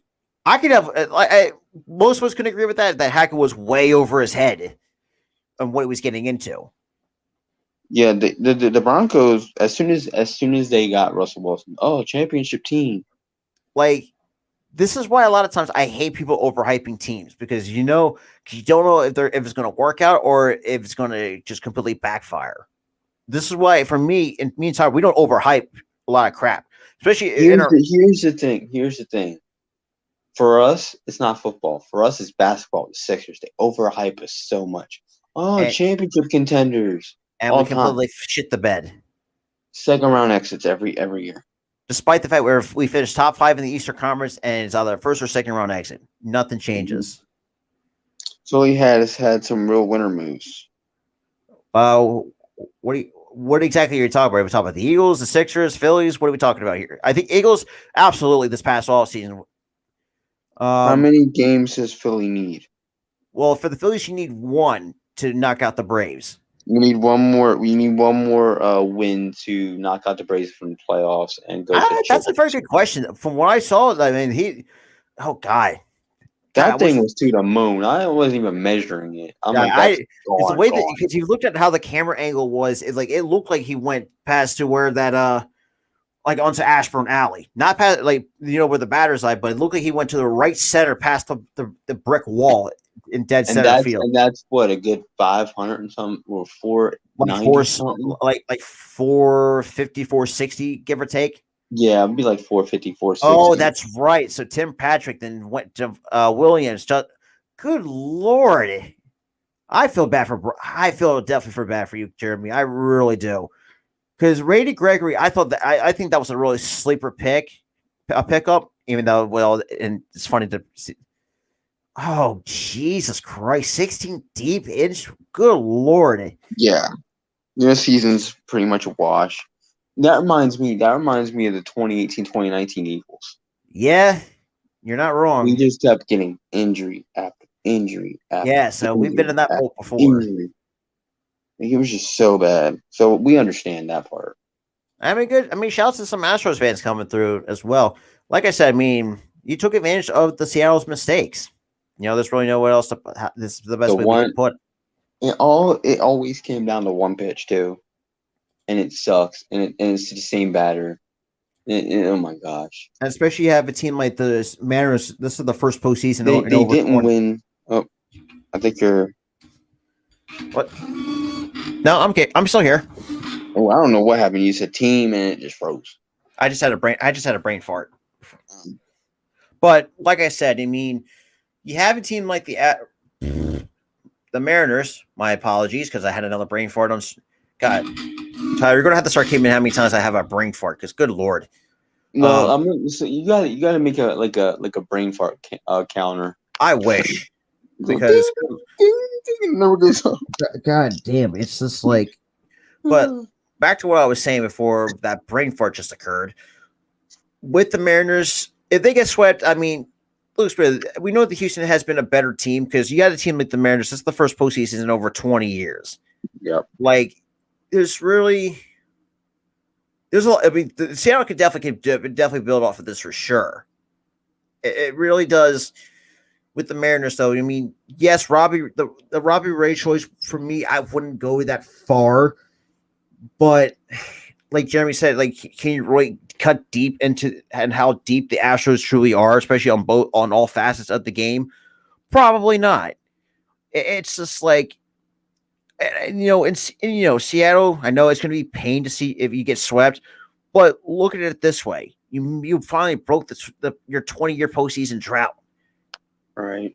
And it's like, and take it from us too. We thought 10 years was bad enough that we can bitch and complain about. But we bitched about that entire time. The 11 years. I'm like, when is it going to end? When is it going to end? And when is it going to be our time to make it? And I got to realize too, like, what does Mariners fans have to think after being out of the postseason for over 2 decades? You had 116 weeks and you collapse after 2001, and then you just did not go back to the promised land until this year. And that's just the worst. It's just like, yeah, man. Oh yeah, absolutely. Like I said, and that's what I said. They have a lot to build on. I mean, J-Rod, that kid's gonna be fucking phenomenal. Jared Kelly, they're a few pieces away for sure. I think they got a decent pitching staff, but it's just really like Robbie Ray. Just for me, should never have left Toronto. I think his best years were behind him in Toronto. But unfortunately, the fact that Mariners gave him a good contract he couldn't refuse, so he decided to take it. I don't know, but I think Seattle. I think Scott Servais has done a pretty good job with that team. I think Jerry DiPoto has really done a good job of that front office. Yeah, because it's just, like Jeremy said, like they're not there yet, but they got something. They got something there. Jeez, I mean, who remember? Yeah, see Chris flexing. A lot of people People are not giving that dude a lot of love, though. He's one of the under the radar type of guys in that rotation. Even though he's not the best, but he's your solid 3 to 4 in that rotation. Yeah. And it's like, with the Mariners, like they went through so many pretty good players over the years. Like guy like when they had Randy Johnson in the early '90s, Ken Griffey Jr., Ichiro. I still can't get over the fact that Randy Johnson killed a bird with a pitch. Like, who would have thought that would even happen? Like, what? And like I said, you got Edgar Martinez, probably one of the greatest DHs that I've ever seen in baseball history. Yeah. I also had Ichiro. Think about this too. For a guy as skinny as he was, the fact that like he could pop a few home runs, it's like, even though he's more of like a single hitter, it's like that's some bullshit. You've been hiding some power from us. But the arm. Oh yeah, I forgot about A-Rod, but who gives a fuck? I really don't care about no A-Rod. A-Rod's a cheater. I mean, shit. I mean, you also had like I said, you had Ken Griffey Jr. You also had Craig Griffey Sr., which also made MLB history for the first father-son duo to even play to being part of in the major leagues, which nowadays you don't see that anymore, which is crazy enough. Like I said, I mean, Seattle had some really good players, some under the radar kind of players. Now, like Ichiro, Randy Johnson. They also had Ken Griffey Jr., Ken Griffey Sr., Edgar Martinez. You also had Felix Hernandez. I thought, after he left, wasted his career in Seattle. I mean, he should have been in the postseason at least once. I mean, they also had Eric Thames. A lot of people.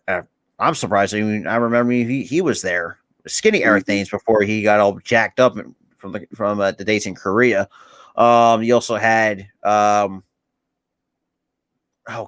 also Justin Smoke. He actually performed pretty well over in Seattle. I mean, you also had Dustin Ackley. But those are the guys I can name. I'm surprised. For the love of guys, there's some guys that's like, how do I remember some of these guys that were like 20? And the other thing too, like you also Io Kumo, who was a solid under the radar kind of. See, Jester was. That's one name I don't remember because that's before my time. I was in '97, so that was kind of where. And I experienced, but I do remember the 2001 Mariners. That team was so good, and the fact that you like that. For me, it's just like for a team. It's just astounding. It's just astounding that they collapsed that far. With a 116 win season, and you collapsed in 2001. You collapsed that far, and they not made it back to the postseason. And just it's Mariners fans. We know what it's like to live in mediocrity. Not as long as you have, but we've lived in mediocrity for 10 years. So. Technically 11, if you really think about it. 11, yeah. Because remember, we got eliminated. But we broke the streak. That is true. In the 11th year, but the 11th year. I mean, they do count the 11th year. They do say 11 years since last. Yeah. Yeah, and the fact 11 years. Because even you got some teams in the MLB that have some bright futures ahead of them. You got the Miami Marlins. Let's be real. I have no hard feelings to them, but they are one scrappy team. If you don't really count them out, not for a new manager, anyways. Do you know what team that I'm really high upon right now? What's that? The Orioles. Baltimore. Brandon Hyde has really. They are really, really scrappy. They're a really good team. They finished with a winning record this year for the first time as well under Brandon Hyde too in the wild card. Nearly made the postseason. Just couldn't get there. Couldn't get there in the end, but you guys have nothing to be disappointed about. They got some good prospects too in that farm system too. I mean, Alec Rushman, I think he's going to be a good catcher for years to come. Gunnar Henderson, though. The way he struggled early on and got better. He's going to be your star. He's going to be your star. Oh, absolutely. Gunnar Henderson, too. I mean, good Lord. Yeah, you just need a few more pieces, preferably in the bullpen and starting pitching. I mean, closer, my good Lord. Felix Bautista, good Lord. Yeah, he's bad. But if we can fix that closer position. Because remember, because Pablo. Oh God! Because Felix Bautista is their current closer, and he has done a really good job for them out of that closer role. Because he could chop. What do they need though? Like their needs. That's a very good question though. To actually make the postseason next year, they really don't need much though. I mean, I like Ramon or Urias. I think other Something held them back. I think it could have been their bullpen. I think their bullpen could have been could use some work. I think get also more offensive pieces too, especially in the bench, because you really can't have a good team or make the postseason without a decent bench. Yeah, I you would can't say. really. Yeah, you can't really. I feel like their relievers aren't that good. I mean, they got some decent arms, but not to the where you want them to be. Yeah, I that's the mean, thing. They don't have good arms there. I think another team. Well, I think also could make the same argument with the Chicago Cubs. That's another team that's in the right direction.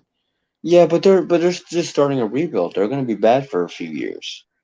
But who's to say? I mean, if they have a decent year, I'm talking about teams that are going to make the playoffs next year. I think the Orioles is a perfect one. I don't see. I see. I don't see the Rangers because they got some work to do because that rotation's not the best. I don't see them at all. Because They peaked. They peaked mid-season. I mean, Corey Seager, it was a good year. Same with Simeon, despite the fact a slow start for Simeon. I will say this. Their lineup is good. Their lineup, offensively, yes, but John Gray has been not great, but he's been decent. Glenn Otto has just completely been falling off the table. We got Martin Perez. I mean, let's be real. It should be at that point. You should give a guy like him should be on a contending team at this point in his career. Yeah, but yeah, you have a good lineup. You need some arms, man.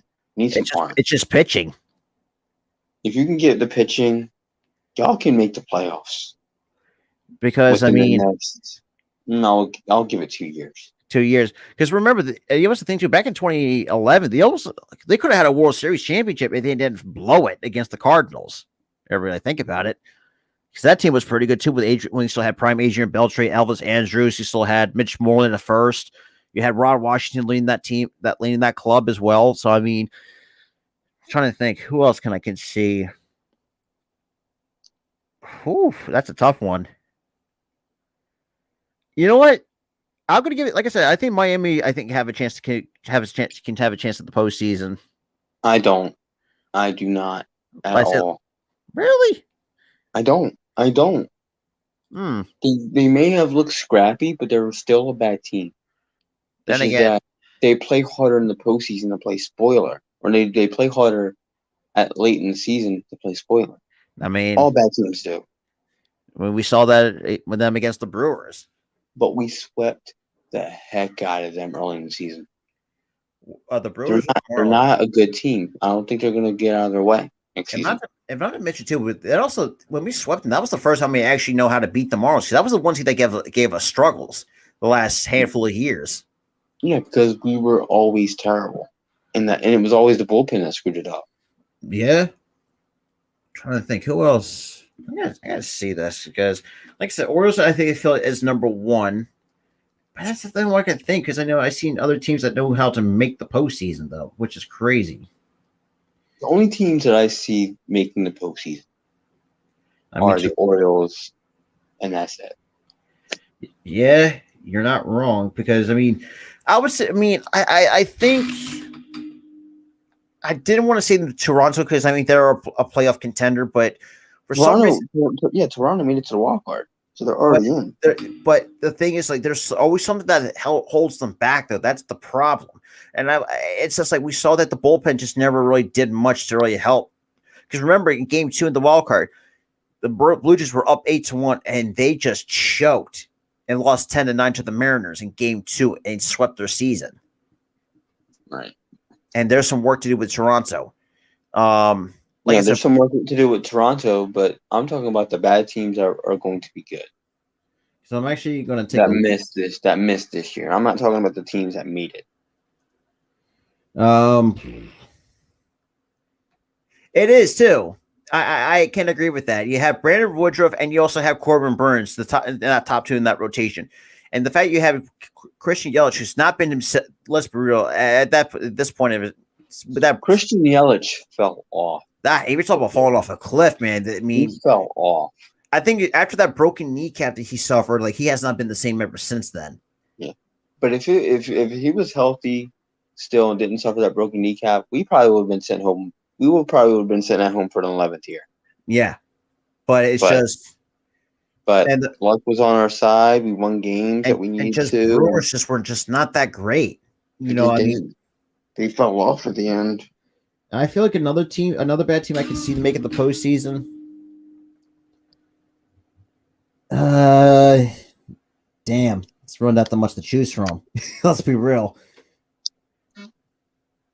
See, that's a very good point because the only team I don't see making a postseason, that's the Angels. We all know that. The Nationals, we all know that. Pirates for sure. That's the bottom feeder, and that's NL Central.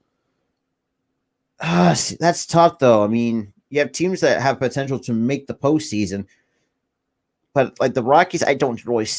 I don't see it because I mean, I think this is where I would say I want to nitpick with the Rockies.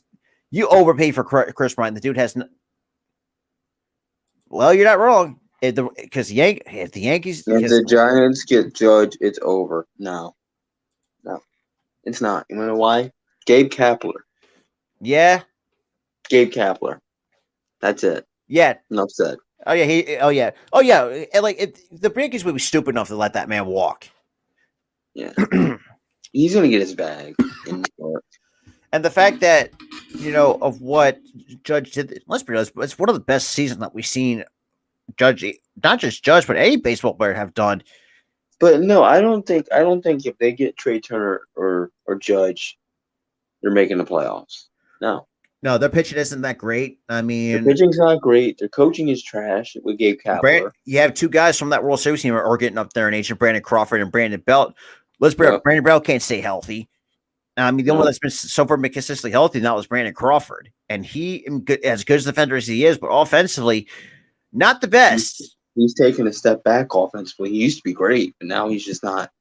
And also losing Buster Posey also hurts too behind the bat and behind the plate to retirement. To retirement. Just a lot of injuries. It's a shame though, man. Buster Posey was really fun to watch, even though I don't even like the Giants. But Buster Posey was one of those guys. It's like he pretty much is. You would say as leader of those Giants World Series teams. If you're talking about, it's just unfortunate with the amount of injuries, and I think he also had a couple of concussions too, if I'm not mistaken, as well. And just it was also unfortunate. One of those World Series teams, we traded a player to make them World Series champions. Oh, wait a minute. I'm trying to think here. You know who it is. Oh, wait a minute. No, wait, hang on. The one comes to mind is Aaron Ruff. I know. Well, then again, that was before that. No, I'm talking about 2012 and 2014. Hunter Pence. Mm-hmm. God damn it. Traded him because we were starting to rebuild. Yeah, Jesus. That lasted over 10 years. And that wasn't great. See, I agree with that, Jeremy, because you have because you got to get young at this point.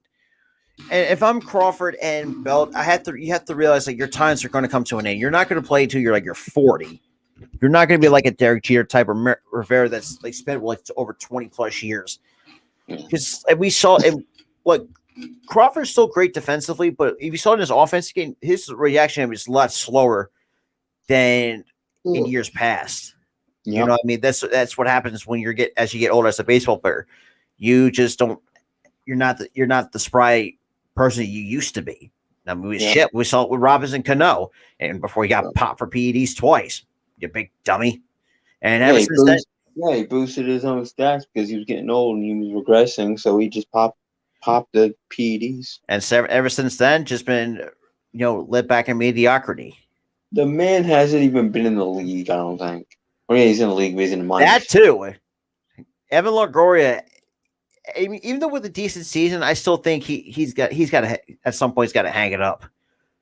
I mean, it's just like you have to get younger for the love of, and not just that too, and get some goddamn pitching. Let's be real. That it's like I like Logan Webb. I thought Alex Wood. Where's Alex Wood nowadays? I think it was geez. Also, I think I will say this too. I mean, it's just for me. I would say I think the biggest blow, other than Buster Posey that left, or because of retirement, and rightfully so. I mean, was it Buster Posey was like 31, 32, if I'm not mistaken, by the time he retired? Yeah. He's young, like young at 32. Like still, like, well, I mean, even though he's started to slowly enter out of his prime, but it's just a shame that the amount of injuries that took a toll on him. God, I remember. I mean, geez, remember the Florida Marlins? Giving me memories of Pence on the. Yeah, ha ha ha. Oh God, I mean, the best memory as a Phillies fan is when Aaron Rowan broke his nose in 2007. My dude, that man still caught the ball. Didn't even drop the ball. He just broke his nose, and he put a Band-Aid over that crap and played the next day. Like it's like. I mean, you're talking about he had his nose was bruised. That thing was broken. He had blood on his face and everything. And see, this is where I feel like the Giants had to realize that your bullpen is absolute shit. So welcome to our if you really think about it. So welcome to our world, San Francisco. Yeah, because we had a bad bullpen in Gabe Klaffler, so and it showed that the 1 year was a goddamn fluke. He was our fifth manager out of the 7 managers we had. Mm-hmm. And our sixth guy gave us 1 winning season, didn't make the playoffs. Then he sucked midway through this season. And not to mention, too, we've been through 7 managers and 3 general managers. Yep.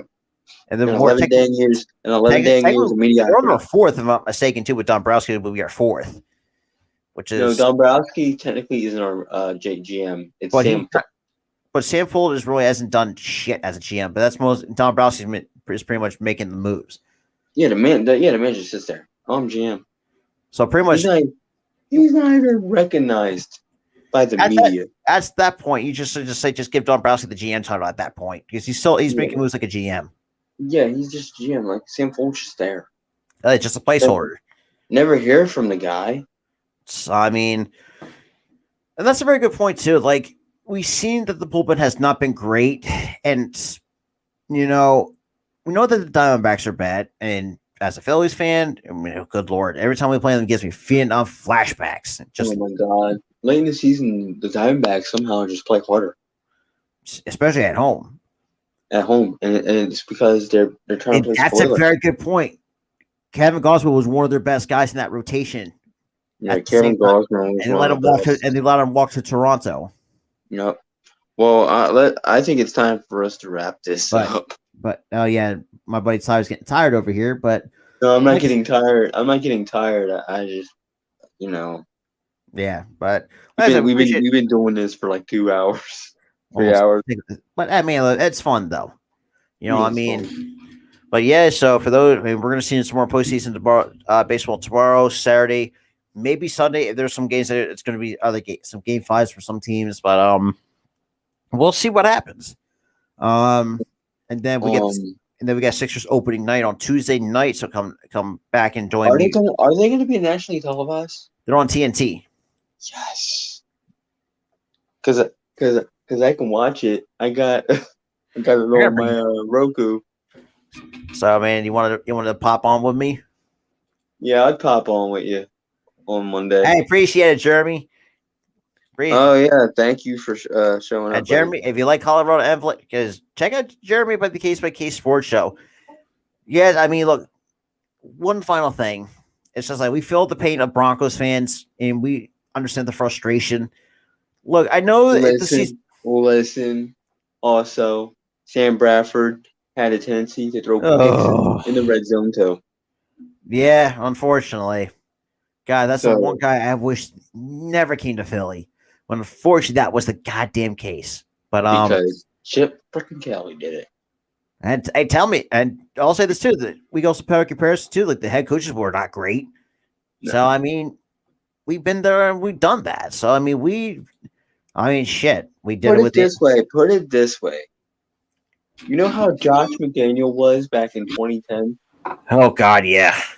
That was how Chip Kelly was for us. And I think 2015. Wanting to be a GM. And he was a terrible coach, so. And not to mention, oh God, and this is one more final thing. The moves that the Chip Kelly made in the era, we traded Macklin, we traded LaShawn McCoy, we got and we got Rod on that trade too. We traded LaShawn McCoy for Kiko Alonso. Kiko goddamn Alonso. And had done nothing for the Bills. Done nothing. Did For nothing us. for the Bills. Did nothing for us. Did nothing for Miami. And we've seen now Sean McCoy, ball out with Buffalo. I was like, what the fuck? But But despite now he was on the back half of his career. Now he was a bench backup. Now he's retired. still going to be going down as one of the all-time Eagles greats when it comes to running backs. Let's be real. That man was crafty. He was cutting moves. He was doing this. No, Oh my god. Shit. We had probably the two best running backs in franchise history. That's McCoy and Westbrook. Yep. Brian Westbrook. Them two were cutting moves and doing all this other stuff. And it's just they're crafty guys. But other than that, though, appreciate everybody that's coming through. Make sure you hit that like button, hit that subscribe, and guys, come join me. Let me recap right quick. The Phillies win this game. We go to the championship series. Hold on. We don't go to the championship series. Hold on. Pump the brakes, Rob. Let me finish. We win game 3, 9-1. One more to go. I forget. Deuce Daly was a beast. He's also an awesome coach. But McAllister was also good too for the Saints. All right, but hold on. But we win tomorrow. We go to the championship series, and then we'll wait to see who come out of the Dodgers and Padres. If it's the Padres, there goes 2 World Series teams out of the building, pretty much. Yep. So we'll see what happens tomorrow. Go Phillies. And then Tuesday night, come join me and Tyler on 7:30 for some primetime NBA tip-off between our Philadelphia 76ers taking on the Boston Celtics. Unfortunately, my buddy Tyler has to deal with that since he is in the New England area. Sorry, buddy. Here's the thing. Who cares? I don't really mind the Celtics. It's just the Patriots I can't. Oh, who really can? But other than that, though, go Phillies. I'm happy Red October is back. Yeah, Philly. I'm glad we got our first home win in Philly in over 10 years. And finally actually had a sold-out crowd for the first time in years, what felt like Put years. It this way, me and my mom had chills over this, man.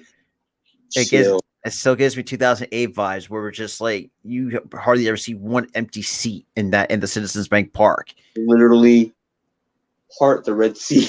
Because literally the Red Sea out there. Yeah, and you love to see it.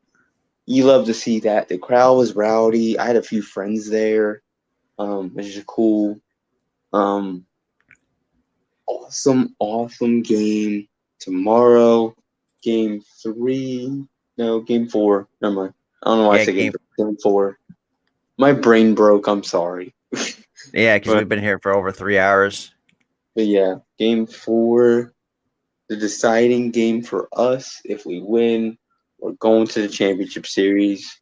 If we don't win, game 5. We got to go play in Atlanta. So we'll see. We're gonna like we said, we're gonna have to wait and see how tomorrow goes out. If let's say Noah Syndergaard balls out and still do what we did today, or technically yesterday, if you can count that since it's technically the 15th at the time when that we're still streaming. Rob, it's 2:56 in the morning. It's the next day already. It depends on where our viewers are watching, because sometimes we get the West Coast that's still behind us, so they're behind. You have other. So how's it going? I don't know. Same stream, different day. Pretty much. But if we could jump, basically what we did in game 3, and have really good. If we can give say 6 strong innings out of Syndergaard, and not to mention we had got our top of the top rested going into game 4. It's pretty much it's pretty much all said and done, and. And now there's going to be some diehard Braves fans. They're going to realize. I still can't believe we trolled the crap out of them with the chop. But some Braves content creators say, "Oh, that's classic." Like, oh, come on, we're just having a little fun. And We're look, just having fun. Oh, that's class. You know how these fans are. They hate Philly. not to mention you trolled the living crap out of the New York Mets with the Timmy Trumpets for William Contreras. Yeah, so I wouldn't talk a lot of crap. I Yeah. wouldn't do that. But I mean, look, I have no hard feelings to the Braves. I mean, it's just it's just like seems what I don't know what's going on through their mindset, knowing that they're facing elimination in Game 4, knowing that They're probably gonna play as hard as hell. probably, but we're gonna have to come. We're gonna have to come out swinging as well. We're gonna have to play it even harder because I do feel like we can definitely.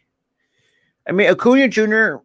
So far in the series, I mean, even though he has got reach and base, we pretty much kept that man quiet for most of the series, except for Game 2. But that's besides the point.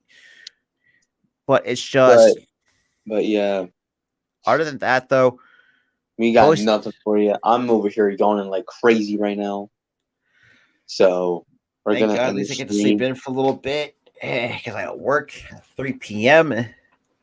But other than that, though, it was pretty good to talk some sports and all that stuff too. Y'all came through again in the comments, especially sticking with us crazy fuckers at 3 a.m. So I mean, that's besides the point. But we do appreciate it. I think we need to. Yeah, I think we need to get our heads checked. We're kind of nutty, bro. Well, then again, yeah. But other than that, though, this is going to another do it for so obviously another recap. Even though we did kind of go off the beaten path a little bit, but then again, we did see that's one name that does scare me. Was that Swanson? Dansby Swanson. He kind of scares me. He did take us deep. He did take us deep a few times. Kind of scares me. Actually, he has no home runs in the series. Now that I think about it. Oh wait, he almost took us deep, but we got. We pretty much kept this entire Braves offense in check. Austin Riley, potential MVP candidate. He was over. He was over the series. Like I think 0 for 3 or 0 for 4, but overall in the series, like 1 for 12, I think it was. I mean, you have I know he was basically over this entire series. I mean, he has one hit, and that was in Game 2, and that was pretty much about it. I bet you that was the hit that Hoskins forgot. That was the error. No, yeah, that was the error. That was for sure. Yep, that was the. No, wait a minute. It was a swinging bunt that allowed. It was a swinging bunt. It was a swinging friggin' bunt by Austin Riley, and what? Come on, it's Oscar. Like, but it's sports. It happens. But we're gonna end the stream right here. We're gonna cut this.